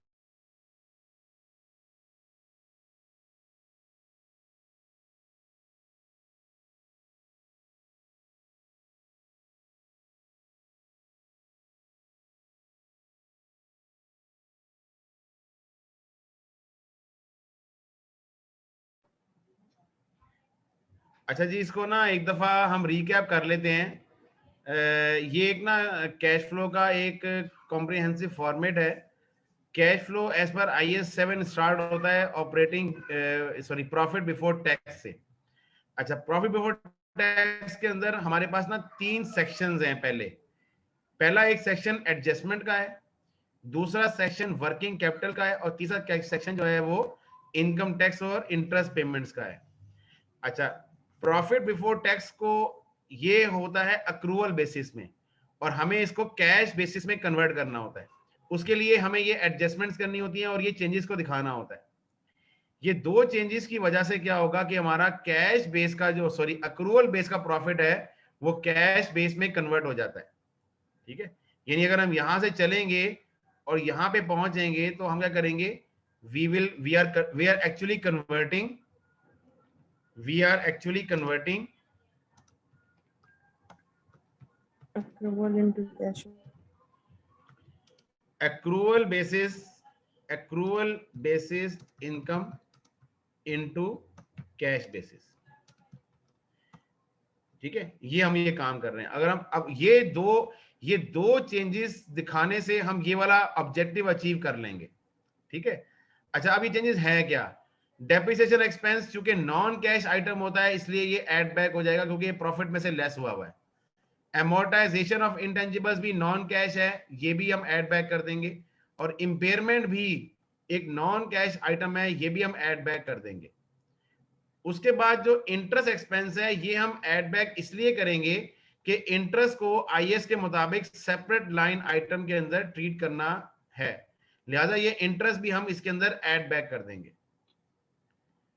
ये दो जो आइटम हैं, loss and profit on disposal, ये हमारे प्रॉफिट बिफोर टैक्स का पार्ट बना हुआ है, दोनों बने हुए हैं, लेकिन एक्चुअली ये रिलेट करते हैं यहां से, ठीक है। लिहाजा हम क्या करेंगे, इसको यहां से एडजस्ट कर देंगे, यानी लॉस को हम ऐड बैक कर देंगे और गेन को हम माइनस कर देंगे, और इसका इंपैक्ट जाके इन्वेस्टिंग एक्टिविटी के रिलेटेड आइटम में दिखाएंगे, क्योंकि वो कैश फ्लो फाइनेंसिंग को हिट कर रहे हैं, लिहाजा ये भी हम एडजस्ट कर देंगे।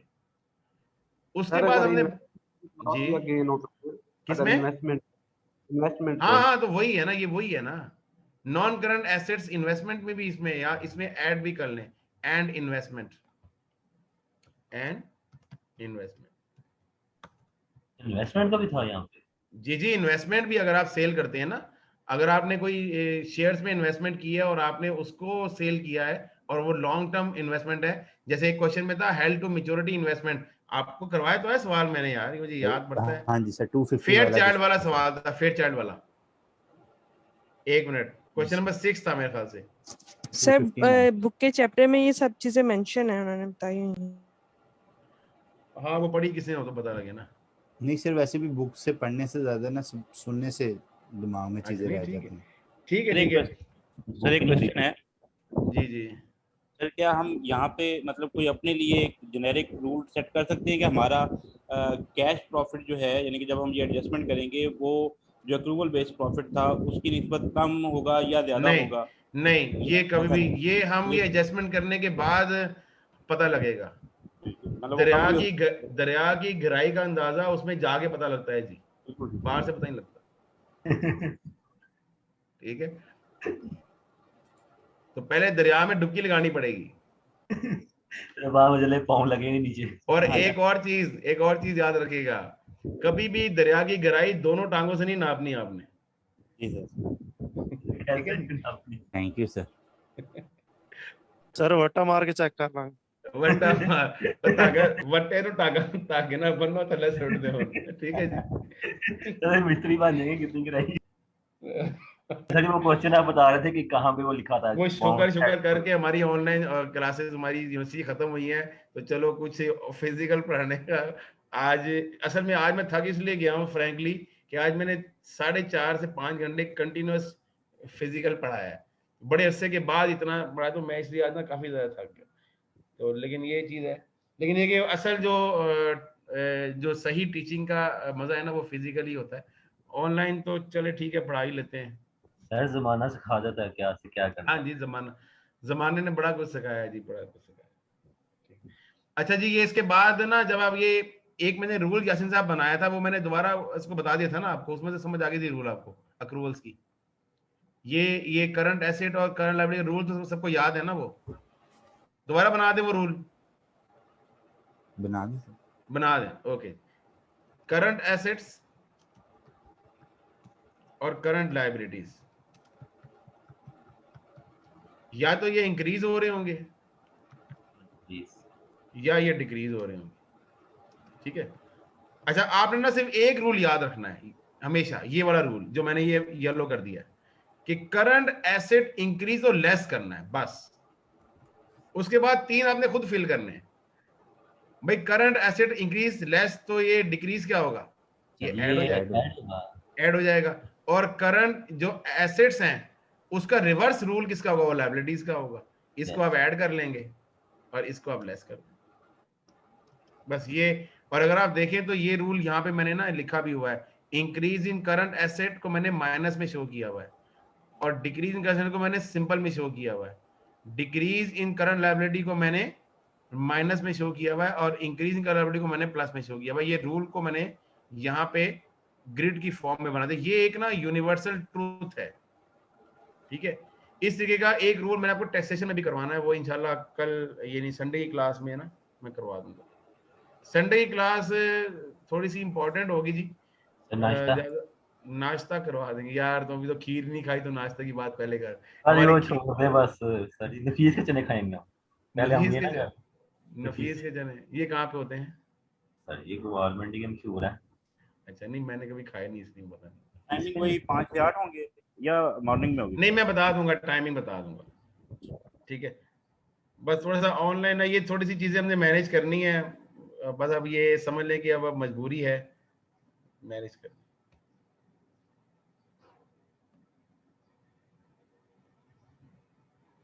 चले जी आज की क्लास में मेरे ख्याल इतना काफी है, आगे तो यासिन साहब चीजें आसान ही है ना। और एमसीक्यूज कर लेना यार। इन्वेस्टिंग और ये फाइनेंसिंग अगर डिस्कस कर दे थोड़ा जल्दी से क्विकली तो नहीं कर लेता हूँ। बाकी मैं वो एमसीक्यूज भी ना फाइनेंसिंग कर ले सर, फाइनेंसिंग बस। नहीं इन्वेस्टिंग में फाइनेंसिंग कर, फाइनेंसिंग में सबसे पहला जो आइटम है वो issue of share of cash है। लेकिन अगर कोई ऐसा शेयर इशू है लेकिन इसके अगेंस्ट कैश नहीं आया तो वो आप एडजस्ट कर लेंगे। जैसे एक सवाल के अंदर ना उसने आपको नॉन कैश आइटम दिया हुआ था 70 रुपए का, मेरे ख्याल से वो आपने कोई प्लांट एसेट परचेज किया था तो वो आपने एडजस्ट कर दिया था। Issue of bonds and debenture है, ये भी एक इनफ्लो होता है, आपने कैश इनफ्लो रिकॉर्ड करना है, ठीक है। ये आपने बैलेंस शीट के कंपैरिजन से चेक करना है। बैलेंस शीट में long term liability increase decrease हो रही है वो आपने चेक करनी है। अगर लॉन्ग टर्म लायबिलिटी बढ़ रही है तो वो इनफ्लो है, कम हो रही है तो वो आउटफ्लो है। अच्छा बैंक लोन आपने एक्वायर किया है वो भी एक इनफ्लो है। फिर आपने क्या किया है, payment of bond, retirement of bond और रिडम्पशन ऑफ बॉन्ड्स, ये आपका एक आउटफ्लो है। फिर ट्रेजरी स्टॉक अगर आपने अपने शेयर परचेज किए हैं तो वही भी आपका एक आउटफ्लो है। और डिविडेंड की पेमेंट ये भी आउटफ्लो है, ठीक है। तो इन सबको एडजस्ट कर लेंगे तो ये हमारा टोटल फाइनेंसिंग कैश फ्लो आ जाएगा, ये हमारा इन्वेस्टिंग कैश फ्लो है, ये हमारा ऑपरेटिंग कैश फ्लो है। तीनों को ऐड करेंगे नेट इंक्रीज आ जाएगा, ओपनिंग बैलेंस ऐड करेंगे तो क्लोजिंग बैलेंस आना चाहिए, ठीक है। अच्छा जो एमसीक्यूज वाली बात है वो इंशाल्लाह आप लोग अटेम्प्ट कीजिएगा, कोई इसमें प्रॉब्लम हो तो आप स्पेसिफिक मुझसे पूछ लीजिएगा। कैश फ्लो के हद तक अब ये चीजें हमारी, क्योंकि देखिए ना हमने टोटल 8 घंटे कैश फ्लो को लगाया और 8 घंटे ही नॉर्मली 9 मिनट काम है अभी जी। अच्छा सर बुक की ना एग्जाम्पल नंबर 4 है हारिस लिमिटेड वाली, ये करवानी है, आज तो टाइम नहीं है, अगर कल बेशक करवा दीजिएगा। ये बड़ी वैसे इंपॉर्टेंट एग्जांपल है, इसमें काफी चीजें दी हुई हैं, हमने जितने क्वेश्चंस किए हैं ना उसमें से कुछ चीजें ऐसी हैं क्वेश्चन में नहीं थी, इसमें दी हुई हैं। ठीक है हारिस लिमिटेड की सवाल यार जी सर हारिस लिमिटेड उसका सवाल सॉल्यूशन नहीं दिया हुआ भी सर दिया हुआ है, लेकिन सर सॉल्यूशन देख नहीं देखना नहीं सॉल्यूशन, आप उसको अटेम्प्ट करें ना, अटेम्प्ट करें, जहां आप आइटम में गलती होगी आप फंसेंगे तो उसको फिर हम डिस्कस कर लेंगे ना। चलें ठीक हो ये गया। ऐसा करते हैं ना कि संडे का ना जो 3 घंटे क्लास है ना उसमें से कोई घंटा हम निकाल लेते हैं इन चीजों के लिए और बाकी 2 घंटे में हम इनकम टैक्स स्टैंडर्ड स्टार्ट कर लेंगे। ठीक हो गया सर, ठीक हो गया, थैंक यू सर। ठीक है, और कोई सवाल? चलिए यहाँ पे आपने ग्रांट का जिक्र नहीं किया था हमारे साथ, कि ग्रांट का जिक्र करके सब गवर्नमेंट ग्रांट का अगर था गवर्नमेंट ग्रांट, हाँ ग्रांट की जजमेंट तो उसका मैंने एक टीम में बताया था ना कि वो इनफ्लो है ना आपका, ठीक है। उसका इफेक्ट क्या है? उसका इफेक्ट अगर वो इनफ्लो किससे रिलेटेड है, वो अगर किसी एसेट के अगेंस्ट है तो वो आपकी इन्वेस्टिंग एक्टिविटी के अंदर आएगा इनफ्लो, ठीक है। अगर सर फाइनेंशियल एक्टिविटी के अंदर नहीं आएगा वैसे, अगर जनरल ग्रांट में अगर किसी एक्सपेंसेस से रिलेटेड है ना, ये नहीं इनफ्लो है ना, आपको इन्वेस्टिंग कैश फ्लो है तो उसका यानी कि वो अगर लायबिलिटीज का शो किया सर, यानी कि वो जोरा शो किया हुआ डिक्रीज इंक्रीज हो रहा, तो फिर इसको हम इसको वर्किंग कैपिटल चेंज पे लेके आएंगे। नहीं उसके अगेंस्ट कोई डेफर्ड इनकम की बात कर रहे हैं। नहीं मैं गवर्नमेंट ग्रांट्स की बात कर रहा हूँ। हाँ तो डेफर्ड ग्रांट अगर लायबिलिटी दी हुई है ना, वो डेफर्ड ग्रांट की बात कर रहे हैं ना सर। संडे को जो हमें ये एग्जांपल करेंगे ना, इसमें government grants, deferred taxation, revaluation, surplus, काफी चीजें दी हुई हैं इस एग्जांपल में। एक मिनट जरा मैं सवाल निकालूं ना, मैं इधर देखूं जरा सवाल।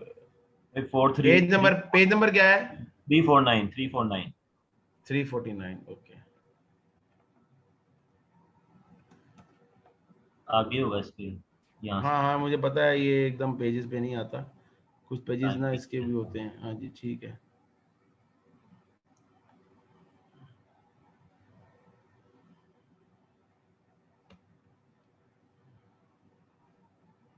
ਤੁਸੀਂ 7 वजे तक खींच के ले गए वैसे मेरा इरादा था कि 6:45 पे खत्म कर दूं 5 में से क्या था हाँ जी ठीक है जी ठीक ये दिन भी गुजर ही जाने जी अरे वो नहीं तो रहने ये भी नहीं हाँ जी ये अच्छा हाँ जी ठीक है इसमें डाटा दिया हुआ है इंटेंजिबल गुडविल ठीक हो गया ओके इसमें देखें गवर्नमेंट ग्रांट भी दी हुई है डेफर टैक्स भी दिया हुआ है ओके डेफर टैक्स की भी एडजस्टमेंट इसमें आ गई है ओके ठीक है इम्पेयरमेंट भी आ गई है अदर कॉस्ट बड़ा अच्छा सवाल है जी बिल्कुल ठीक है ओके हारिस profit for the year comprehensive दी है ओके हाँ जी जिस तरह की बेसिकली ये सवाल मुझे याद आ कि ये सवाल जो है ना ये ACCA कैप्लन F7 का सवाल है ये उन्होंने वहां से इसको अडॉप्ट किया हुआ ठीक है जी ओके ठीक है जी ये सवाल कितने सवाल याद कैसे रहते हैं कि फलाना फलाना से आया तो ये करवाया जो होता है जी अब 7 सेशन हो गए हैं जी मुझे पढ़ाते हुए अल्हम्दुलिल्लाह क्या करें फिर ये फॉर्मेट भी वैसा है ना उनकी बुकों में फॉर्मेट भी ऐसे ही है देख के ऐसे भी है और ये असल में ये तकरीबन कोई 3 सेशन पहले ना ये एक स्टूडेंट ने मुझसे क्वेश्चन किया था इन्वायरमेंटल प्रोविजन के हवाले से मुझे इस हवाले से वो चीज़ याद है ठीक है तो वो क्योंकि ये मेरा ये 7वां सेशन है तो चीज़ें जहन में रह ही जाती हैं यार थोड़ी बहुत वैसे तो अब उम्र ज़्यादा हो गई है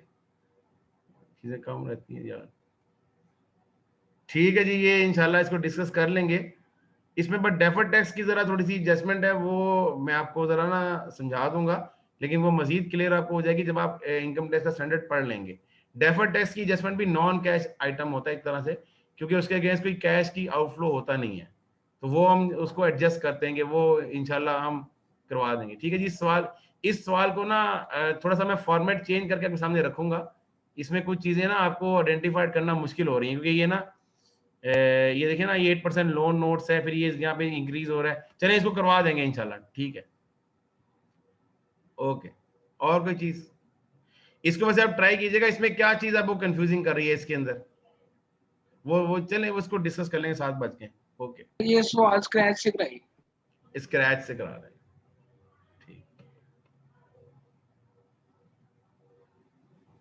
ओके जी ओके सर थैंक यू अल्लाह हाफिज